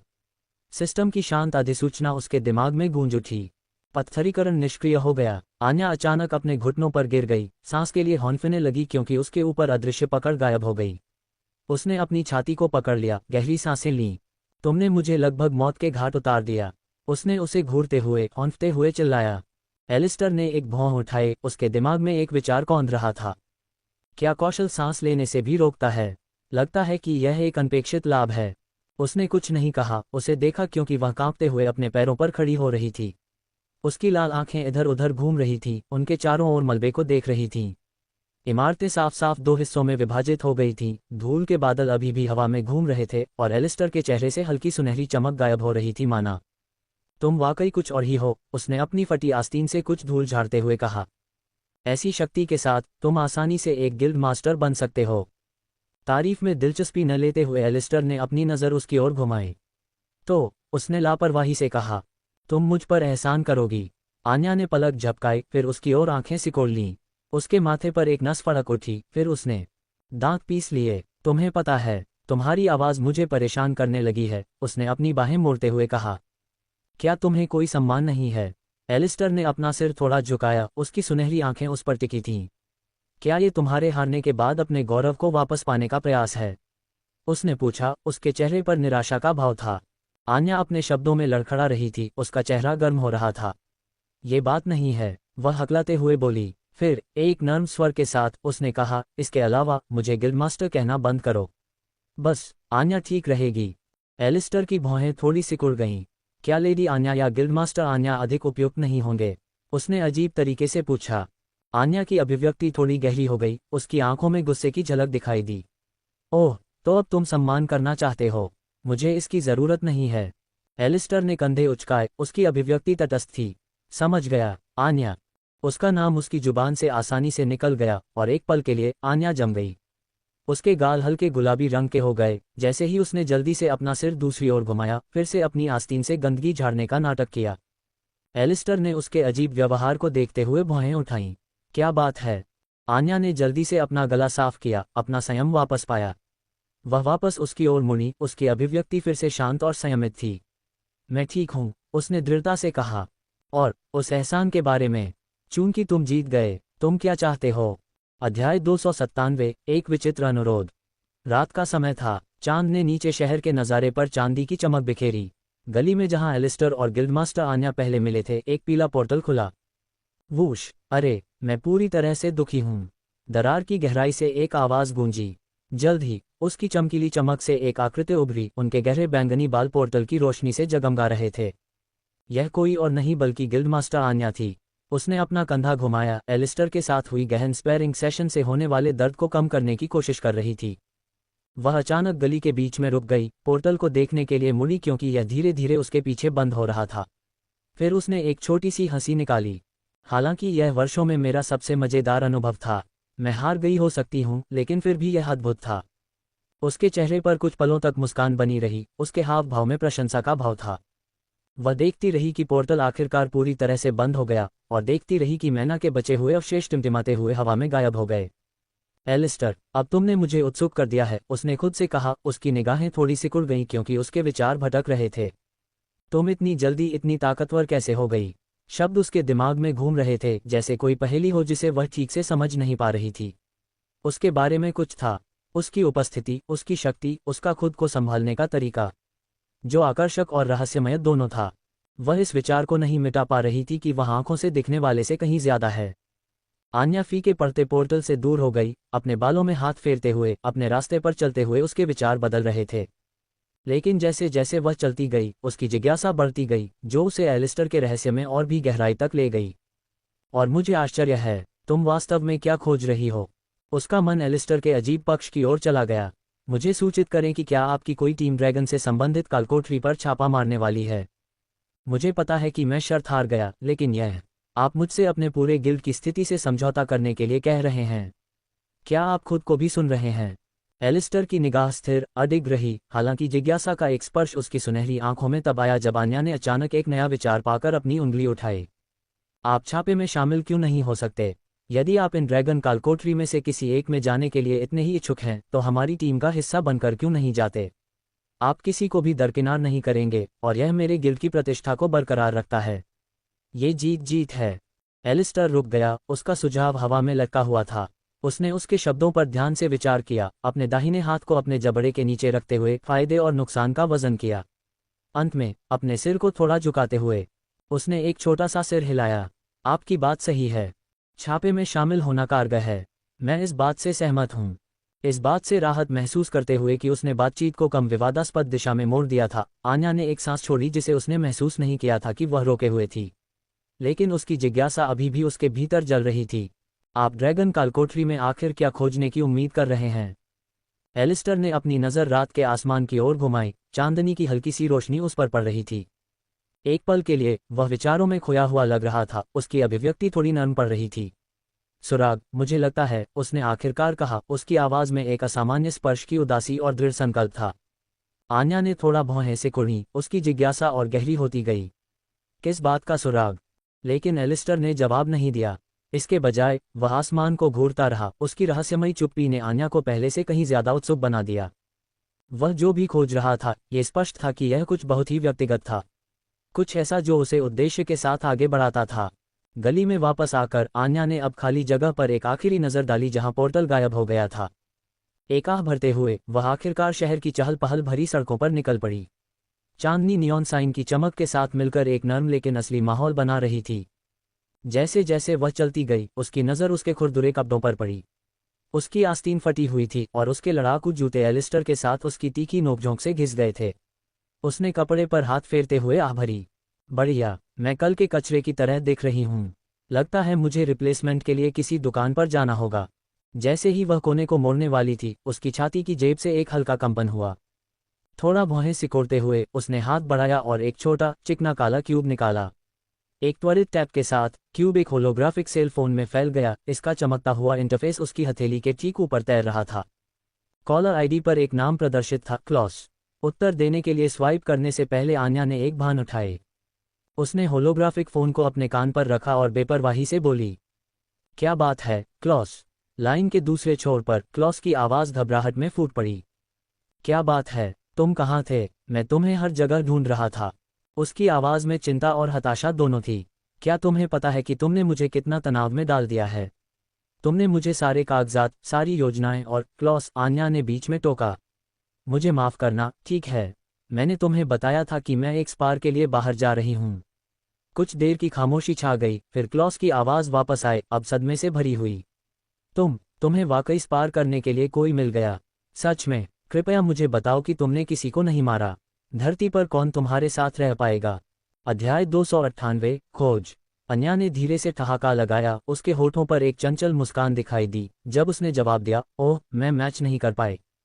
क्लॉस ने दूसरी तरफ से राहत भरी सांस ली, ये सोचकर कि उसने संभावित रूप से किसी को नहीं मारा है। लेकिन इससे पहले कि वह आगे कुछ कह पाता, अन्या ने व्यंग्यात्मक हंसी के साथ कहा, मैं पूरी तरह से बर्बाद हो गई थी। क्लॉस के हकलाने से पहले लाइन एक पल के लिए चुप हो गई। क्या तुम बर्बाद हो गए? तुम? किसने? ये कैसे संभव है? अन्या उसकी अविश्वसनीय प्रतिक्रिया पर मुस्कुराए बिना नहीं रह सकी, लेकिन उसने तुरंत जवाब नहीं दिया। इसके बजाय उसने चांदनी आसमान को देखा। एलिस्टर का चेहरा उसके दिमाग में घूम रहा था, जिससे वह मुस्कुरा रही थी। चलो बस इतना ही कहते हैं।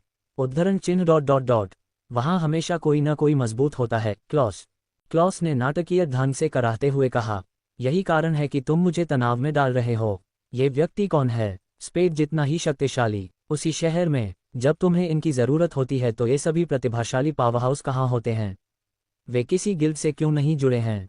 क्या मुझे अगली बार बैकअप भेजने की ज़रूरत है? आन्या ने उसे रोकते हुए केवल हंसा। आराम करो, क्लॉस, मैं ठीक हूँ। इसके अलावा ये सिर्फ एक झगड़ा था। ओह, वैसे क्लॉस, क्या हमारे सेक्टर में छापे के लिए कोई ड्रैगन थीम वाली कालकोठरी निर्धारित है? क्लॉस दूसरी तरफ रुक गया, संभवतः अपने गिल्ड का शेड्यूल खींच रहा था। कुछ क्षणों के बाद उसकी आवाज़ वापस आई, हाँ, वास्तव में एक है, ड्रैगन डेजर्ट लाइब्रेरी। तुम क्यों पूछ रहे हो? जैसे ही क्लॉस बोल रहा था, आन्या के कदम धीमे हो गए। उसने खुद को एक कपड़ों की दुकान के बाहर पाया, जिसकी डिस्प्ले विंडो उसके उत्पादों के नीले रंग के होलोग्राफिक प्रोजेक्शन से चमक रही थी। डिजिटल पुतलों ने शानदार तरीके से पोज दिए, जिसमें युद्ध के लिए तैयार गियर के साथ साथ सुरुचिपूर्ण औपचारिक परिधान भी दिखाए गए। आन्या मुस्कुराई, उसकी निगाह होलोग्राम से हटकर शीशे में अपने प्रतिबिंब पर गई और फिर उसने आखिरकार बात की, कुछ खास नहीं, मैं शायद उस छापे में शामिल होने वाले किसी छोटे व्यक्ति को ढूंढ लूं, बस इतना ही। वापस बंजर भूमि में एलिस्टर धूल और मलबे की धुंध में आगे बढ़ा। उसके पीछे उजाड़ शहर के खंडहर ढहते रहे।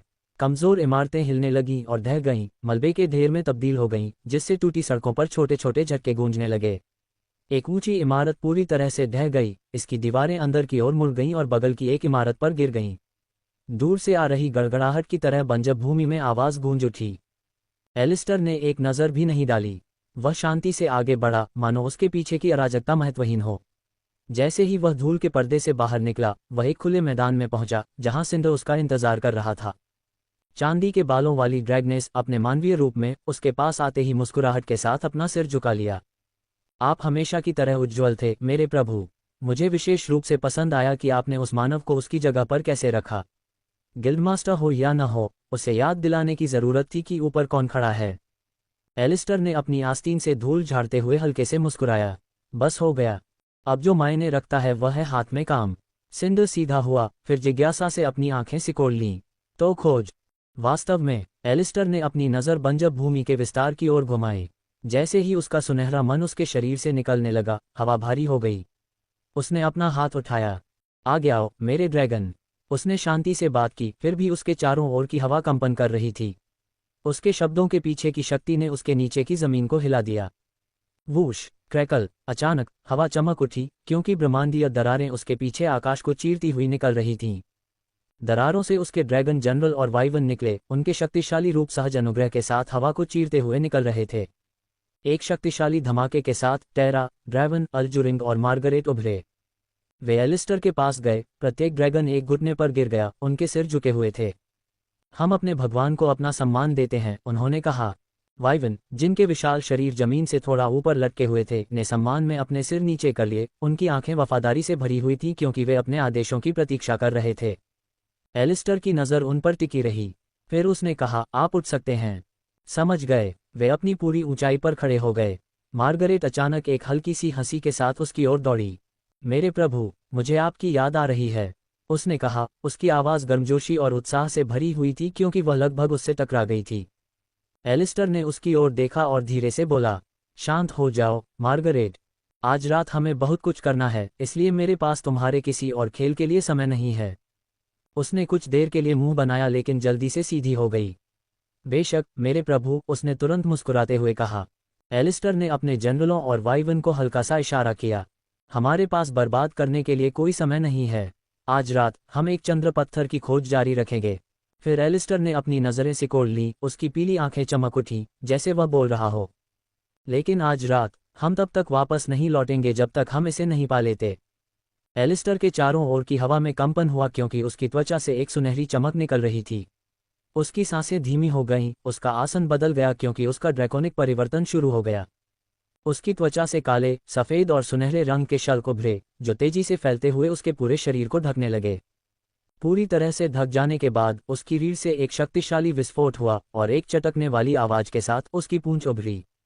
कुछ ही क्षणों बाद उसके पंख उसकी पीठ से खुल गए, एक राजसी बल के साथ फैल गए जिसने आसपास के बंजर भूमि में हवा का झोंका भेजा। एक बार जब उसका परिवर्तन पूरा हो गया तो मार्गरेट अचानक फिर से आगे बढ़ गई। वह बस एक कदम दूर रुक गई, उसकी आवाज नर्म थी और उसने पुकारा, माय लॉर्ड। गहरी धनुष में गिरते हुए उसने अपना सिर नीचे कर लिया। क्या मैं आज रात आपकी सवारी के रूप में सेवा करने के विशेषाधिकार से सम्मानित हो सकती हूँ? एलिस्टर ने अपना सिर झुकाया, उसकी तीखी निगाह उसके पीछे उसकी पूंछ के छोटे से झटके को पकड़ रही थी। उसकी उत्सुक हरकत ने उसके शांत व्यवहार को धोखा दिया, जो प्रत्याशा के साथ आगे पीछे लहरा रही थी।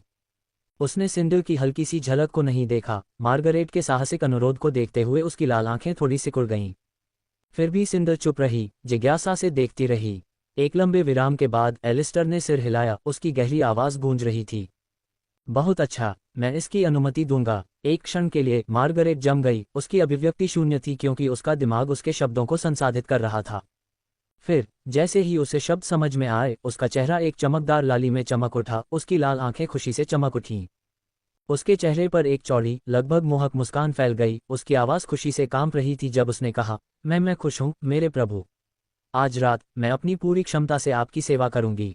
अचानक मार्गरेट पीछे हट गई, उसके शरीर से गर्मी निकलने लगी क्योंकि उसके रूप से एक गहरे लाल रंग की आभा निकल रही थी। उसका आकार तेजी से बढ़ गया, उसकी मानवीय आकृति उसके ड्रैगन रूप के शक्तिशाली, तराजू वाले शरीर को रास्ता दे रही थी। उसके विशाल पंख उभर आए, उनका फैलाव एलिस्टर के पंखों से बराबर था। जब वह पूरी तरह से बदल गई तो उसकी चमकती आंखों ने अपने आसपास के वातावरण को देखा और उसने एक जोरदार दहाड़ लगाई जो बंजर भूमि में गूंज उठी, जिससे उनके नीचे की जमीन हिल गई। अपने विशाल सिर को श्रद्धापूर्वक नीचे करते हुए मार्गरेट नीचे झुक गई। अपने पंखों को थोड़ा मोड़ते हुए उसने खुद को एलिस्टर को समर्पित किया। मेरे प्रभु, उसने पुकारा, उसकी आवाज़ उसके ड्रैगन रूप में गहरी थी। उद्धरण चिन्ह ... आपका सवार इंतजार कर रहा है। शांति से एलिस्टर आगे बढ़ा। जैसे ही वह पास आया, उसकी पूंछ उसके पीछे हिल रही थी। एक बार जब वह पास आ गया तो उसने शान से छलांग लगाई और उसके विशाल सिर के ऊपर उतर गया। उसके पंजे संतुलन के लिए तराजू में धंस गए और उसके पंख उसकी पीठ के खिलाफ थोड़े मुड़ गए। चलो शुरू करते हैं, एलिस्टर ने आदेश दिया। मार्क गैरेट ने एक और दहाड़ लगाई, इससे पहले कि उसके शक्तिशाली पंख जमीन से टकराएं। एक उछाल के साथ वह अपने प्रभु को लेकर आकाश में उड़ गई। अन्य ड्रैगन जनरलों ने भी रूपांतरित होकर उड़ान में वाइवन्स के साथ शामिल हो गए।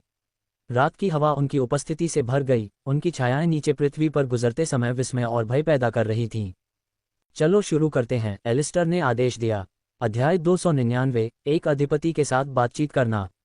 बंजर भूमि चांद की मंद रोशनी में अंतहीन रूप से फैली हुई थी, दरारों से भरी बंजर भूमि पर छायाएं थीं जो अनंत रूप से फैली हुई लग रही थीं। इस उजाड़ विस्तार को चीरती हुई एक काली होवरबाइक थी, जिसके थ्रस्टर से एक धीमी नीली लौ निकल रही थी क्योंकि यह उबड़ खाबड़ परिदृश्य में तेजी से आगे बढ़ रही थी। बाइक की पॉलिश की हुई बॉडी चांद की रोशनी में हल्की चमक रही थी। क्विंटन पतवार पर बैठा था, उसकी नीली आंखें उसके काले रंग के चेहरे के मुखौटे के पीछे शरारती ढंग से चमक रही थीं। उसके हाथ आसानी से हैंडल बार को पकड़ रहे थे।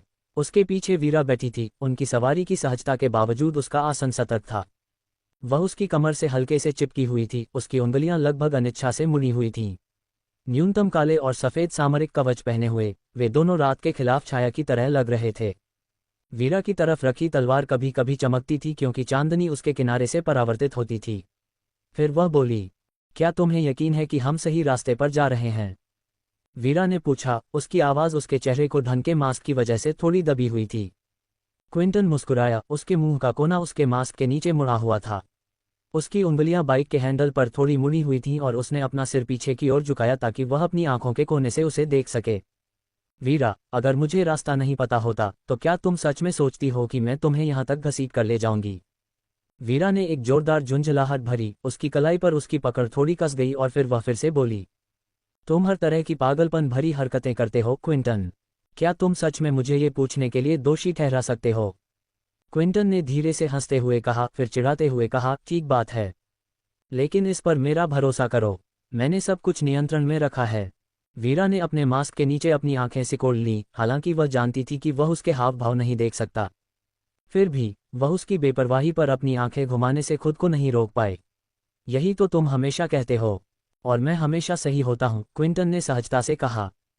इससे पहले कि वीरा कुछ और बोल पाती, अचानक एक हलचल ने उसका ध्यान खींचा। दूर से एक हल्की चमक टिमटिमा रही थी, बंजर भूमि की पृष्ठभूमि के खिलाफ प्रकाश की एक स्पंदन अजीब थी। क्विंटन की कलाई पर उसकी पकड़ बदल गई, उसका शरीर सहज रूप से तनावग्रस्त हो गया। क्विंटन, वह क्या है? उसने पूछा, उसकी आवाज़ अब धीमी और गंभीर थी। क्विंटन की नज़रें तेज हो गईं, उसका चंचल व्यवहार एक पल में कम हो गया, उसकी आंखें सिकुड़ गईं, उनके भीतर के गियर तेजी से घूमने लगे। राक्षस, कसकर पकड़ो, उसने कहा। उसके हाथ नियंत्रण पर कस गए और उसकी कलाई के एक तेज मोड़ के साथ होवर बाइक आगे बढ़ गई। थ्रस्टर्स गर्जना करते हुए उन्हें और भी तेजी से आगे बढ़ा रहे थे। जैसे जैसे होवर बाइक बंजर भूमि से गुजरी, उनके आसपास की हलचलें और भी स्पष्ट होने लगीं। जल्द ही वे जीवों के झुंड को अपनी ओर बढ़ते हुए देख पाए, उनके शरीर चांद की रोशनी से जगमगा रहे थे। ये जंगली क्लॉस्टॉकर्स का एक झुंड था, 4 पैरों वाले जानवर जिनके लंबे दांतेदार पंजे और चमकती लाल आंखें थीं। उनके पतले मांसल शरीर काले रंग के धब्बेदार फर से ढके हुए थे, जो कानों को चीर देने वाली चीखें निकालते समय उभरे। उनके पीछे कई उत्परिवर्तित आयरनाइड शाही थे।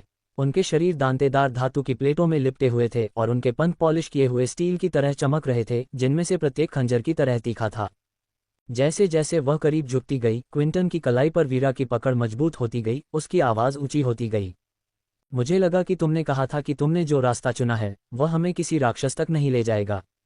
क्विंटन ने उसे संक्षेप में देखा, उसके चेहरे पर एक टेढ़ी मुस्कान थी। विवरण? वीरा, आराम करो, मैं इसे संभाल लूंगा। वीरा ने अपना मुंह खोला, बहस करने ही वाली थी, लेकिन आयरनाइड शाही में से एक के खड़े होने से उसकी आवाज़ रुक गई। उसके धातु के पंख कांप रहे थे। अपने शरीर को जोर से हिलाते हुए उसने सीधे उन पर चमचमाते हुए कांटों की बौछार कर दी।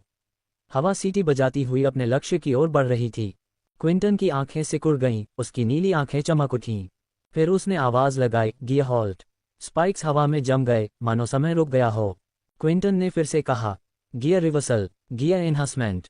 स्पाइक्स तुरंत पलट गए और आयरनाइड पोक्यूपाइन की ओर पीछे की ओर गोली चलाई, जिन्होंने उन्हें गोली मारी। सामान्य परिस्थितियों में ऐसा हमला उन्हें चोट नहीं पहुंचा सकता, क्योंकि उनकी बाहरी धातु की त्वचा धातु की होती है, लेकिन आसमान तुरंत ही भेद गया, मानो उनकी धातु की खाल को पूरी तरह से अनदेखा कर दिया गया हो। वीरा की आंखें चौंक कर चौड़ी हो गईं, लेकिन इससे पहले कि वह कुछ कह पाती, एक जंगली क्लॉस्टॉकर झुंड से आगे निकल गया, पंजे फैलाए और जबड़े चटकाते हुए उनकी ओर छलांग लगाए। क्विंटन ने धीरे से अपना हाथ आगे बढ़ाया, फिर उसे हवा में घुमाया जैसा कि उसने आदेश दिया था। Gear shift. अदृश्य ऊर्जा की एक लहर बाहर की ओर उठी, जिसने जंगली क्लॉस्टॉका को हवा में ही मारा। बल इतना तेज और त्वरित था कि जानवर का शरीर अचानक से कुचल गया और वह उड़ गया, खून के बादल में बदल गया और उसके शरीर के टुकड़े बंजर भूमि पर कंफेदी की तरह बिखर गए।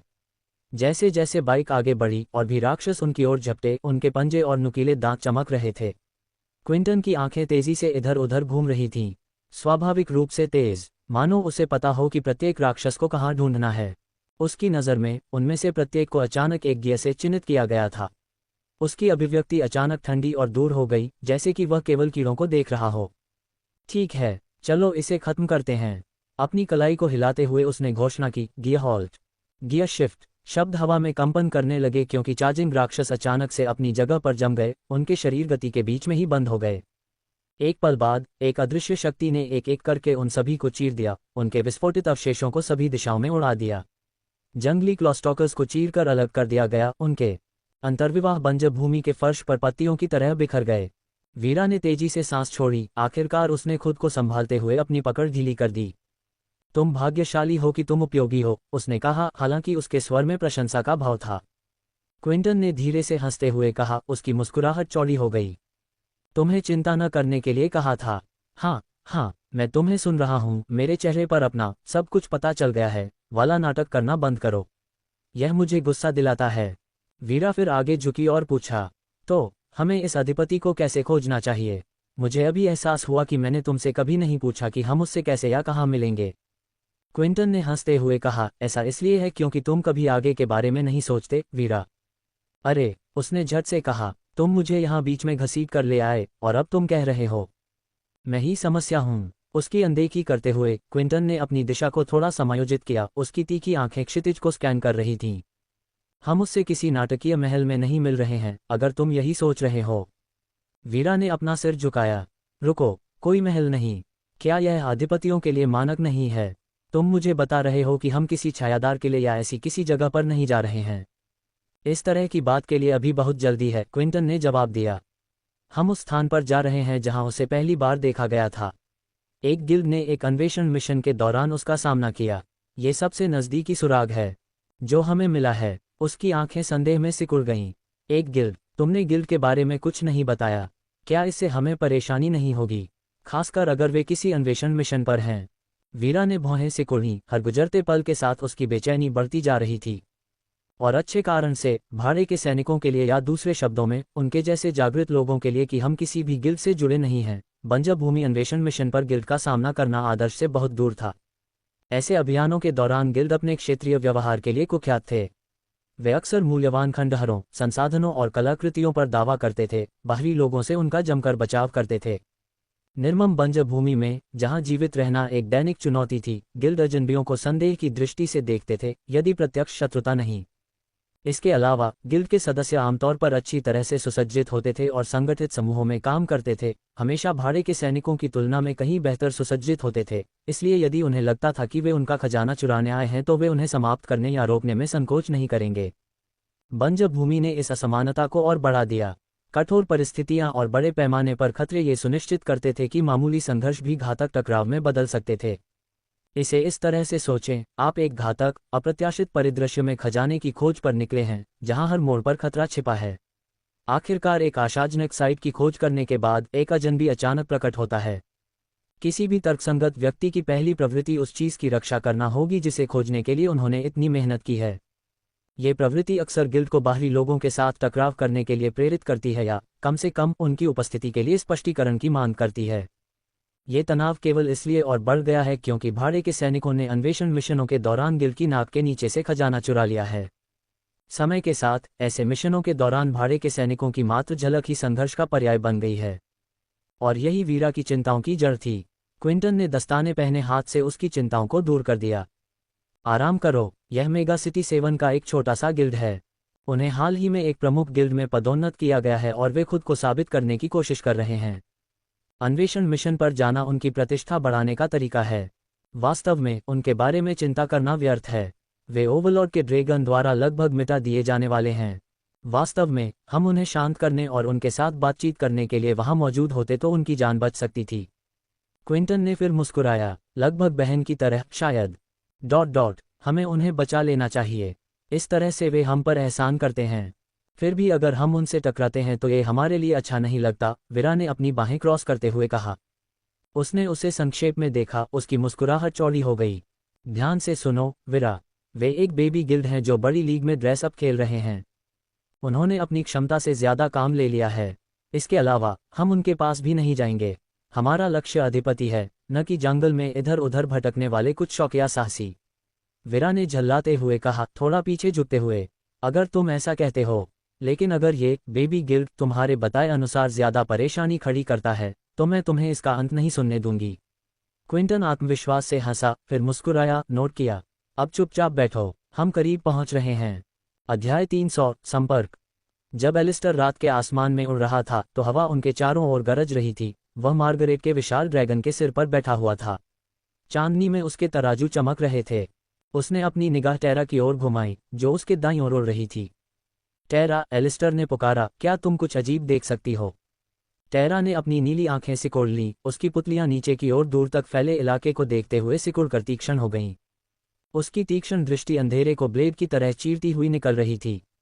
एक पल के बाद वह बोली, मुझे खंडहर जैसा कुछ दिख रहा है। नहीं, अधिकांश कॉम्पैक्ट संरचनाओं से ये संभवतः पहले आबाद था। जहां तक मैं समझ सकता हूं, ये कुछ 100 मीटर आगे एक परित्यक्त ड्रैगन शहर जैसा दिखता है। यह आंशिक रूप से ढह गया है, लेकिन यह बाकी परिदृश्य के मुकाबले अलग दिखता है। आखिरकार पहली चीज जो हमें मिली है वह बंजर भूमि में ड्रैगन किन के अस्तित्व की ओर इशारा कर सकती है। लगता है टेरा का सुझाव सबसे बढ़िया था। शायद ये खंडहर कोई पुरानी बस्ती हो सकती है। अगर वे पहले यहाँ रहते थे तो हम कुछ ऐसी चीजें ढूंढ सकते हैं जो हमें बता सकती हैं कि वे वर्तमान में कहाँ हैं। एलिस्टर ड्रैगन किन की अपनी खोज का जिक्र कर रहा था। उस खोज के बाद से एलिस्टर और उसके ड्रैगन अपनी खोज पूरी करने के तुरंत बाद खोज शुरू कर देते थे, लेकिन समस्या ये थी कि उनका तरीका अप्रभावी था। एलिस्टर को इस बात का जरा भी अंदाजा नहीं था कि ड्रैगन किन को कहाँ ढूंढना है। हालांकि सिस्टम ने कहा कि वे बंजर भूमि में हैं, लेकिन ये कभी नहीं बताया कि वह उन्हें कहाँ या कैसे ढूंढेगा। इस तरह एलिस्टर और उसके ड्रैगन कुछ समय तक बेतरतीब खोज में लगे रहे, इससे पहले कि टेरा ने कोई सुझाव दिया। ड्रैगन स्ट्रेट ट्री का उपयोग करते हुए टेरा ने उन तारों से संपर्क बनाने का सुझाव दिया जो एलिस्टर की मुख्य स्ट्रिंग से जुड़े नहीं थे। उसने ये सिद्धांत बनाया कि दूसरों की तरह एलिस्टर अपने सभी ड्रैगन की मौजूदगी को अपने साथ जुड़े तारों के कारण महसूस कर सकता था। क्यों न ड्रैगन किन की मौजूदगी को महसूस करने की कोशिश की जाए, भले ही वे तार से अलग हो गए हों। इस विधि से एलिस्टर बंजर भूमि के आसपास ड्रैगन किन के निशानों को स्पष्ट रूप से महसूस कर सकता था, और इसलिए वह अब अपने ड्रैगन को उनके सबसे करीब वाले ड्रैगन की ओर जाने के लिए कह सकता था। इससे उसे उम्मीद थी, इससे उसे यकीन था कि वे किसी न किसी तरह ड्रैगन किन को ढूंढ लेंगे और शायद उनके पास मूनस्टोन होगा। लेकिन उसने कभी सपने में भी नहीं सोचा था कि उसे आज रात पत्थर मिल जाएगा। नहीं, उसने शायद सोचा था कि वह बहुत करीब आ सकता है, लेकिन अभी नहीं पा सकता। एलिस्टर ने सिर हिलाया, उसके होठों पर एक हल्की सी मुस्कान थी। अच्छा, ये हमारे लिए एक सुराग हो सकता है। हम नीचे जाएंगे और इसकी जांच करेंगे। उसने अपनी सीट पर थोड़ा सा हिलते हुए आदेश दिया। गति बढ़ाओ। जैसा आप चाहें मेरे स्वामी, मार्गरेट ने प्रसन्नतापूर्वक हंसी के साथ उत्तर दिया। उसकी आवाज उत्साह से गूंज रही थी। इसके साथ ही उसके पंख और तेज हो गए और अचानक तेजी से आगे बढ़ने लगे। उसके शक्तिशाली चढ़ाई से हवा में लहरें उठीं और दूसरे ड्रैगन ने सहज रूप से उसका अनुसरण किया। उनके पंख सटीकता के साथ आकाश को चीरते हुए निकल गए। ड्रैगन ने एक धीमी गड़गड़ाहट की। उसकी बैंगनी आंखें चमक रही थीं क्योंकि उसने अपनी गति को मार्गरेट से मिलाने के लिए बढ़ाया। जैसे ही वे संरचना के करीब पहुंचे, हवा उनके मन के साथ कंपन करने लगी। एलिस्टर का ध्यान केंद्रित हो गया। इस बीच खंडहर में हवा धूल और सड़न की गंध से भरी हुई थी क्योंकि ड्रिफ्टर्स गिल्ड ने सावधानी से खंडहरों के गलियारों में अपना रास्ता बनाया। उनके मंत्रमुग्ध लालटेन की रोशनी ने दांतेदार पत्थर की दीवारों पर लंबी छाया डाली। उनके चेहरे काले मुखौटों के पीछे छिपे हुए थे, जिनमें से प्रत्येक ने उन्हें अलग पहचान देने के लिए एक अनूठा डिजाइन बनाया था। गिल्ड मास्टर कैलिड्रिस ने समूह का नेतृत्व किया। उनके मुखौटे सुनहरे रंग के साथ व्यवहारिक रूप से उन्हें नेता के रूप में प्रतिष्ठित करते थे। वह लंबा और चौड़े कंधों वाला था। उसके हर कदम के साथ एक लबादा लहराता था। उसकी आवाज धीमी और दृढ़ गलियारे में धीरे से गूंज रही थी। सतर्क रहो, याद रखो कि हम एक खंडहर में हैं। हम नहीं जानते कि हमारे लिए क्या इंतजार कर रहा है, और हम कभी भी राक्षसों द्वारा घात लगाए जा सकते हैं। उसके पीछे गिल्ड की स्काउट रहना चल रही थी। उसका पतला शरीर लगभग छाया में घुल मिल गया था। उसके मुखौटे पर अर्धचंद्र की छवि थी, जो समूह की रात्रि आंखों के रूप में उसकी भूमिका को दर्शाता था। उसकी जुड़वां खंजर उसके कूल्हों पर हल्की चमक रही थी। उसने फुसफुसाते हुए कहा, अभी तक जाल के कोई संकेत नहीं मिले हैं, लेकिन यहाँ की ऊर्जा खराब लग रही है। ऑफ एक कम आंकलन है, समूह के टैंक ब्रैम ने बड़बड़ाते हुए कहा। उसका मुखौटा एक गुर्राते हुए भेड़िए जैसा था और उसकी विशाल ढाल उसकी पीठ पर लटकी हुई थी। ये जगह मुझे डराती है। ऐसा लगता है जैसे कोई हमें देख रहा है। मुझे मत बताओ कि बड़ा बुरा ब्रैम डरा हुआ है, गिल्ड के अग्नि तत्ववादी अल्रिक ने चिढ़ाते हुए कहा। उसका मुखौटा लोमड़ी जैसा दिखने के लिए डिजाइन किया गया था। उसके बगल में मडराती हुई स्पेलबुक से एक हल्की चमक निकली। शायद तुम्हें मेरा हाथ थाम लेना चाहिए। ब्रैम ने उसे घूर कर देखा। ये फिर से कहो और मैं तुम्हारी किताब को जलाओ लकड़ी के रूप में इस्तेमाल करूंगा। बस, कैलिड्रस ने उन्हें बीच में ही रोक दिया। ध्यान दें, हम यहाँ किसी कारण से हैं। समूह की उपचारक लायरा आगे बढ़ी। उसका मुखौटा फूलों के पैटर्न के साथ एक शांत चेहरा था। चलो बहस न करें। ये खंडहर वास्तव में प्राचीन प्रतीत होते हैं और दीवारों पर निशान बताते हैं कि वे पवित्र हैं।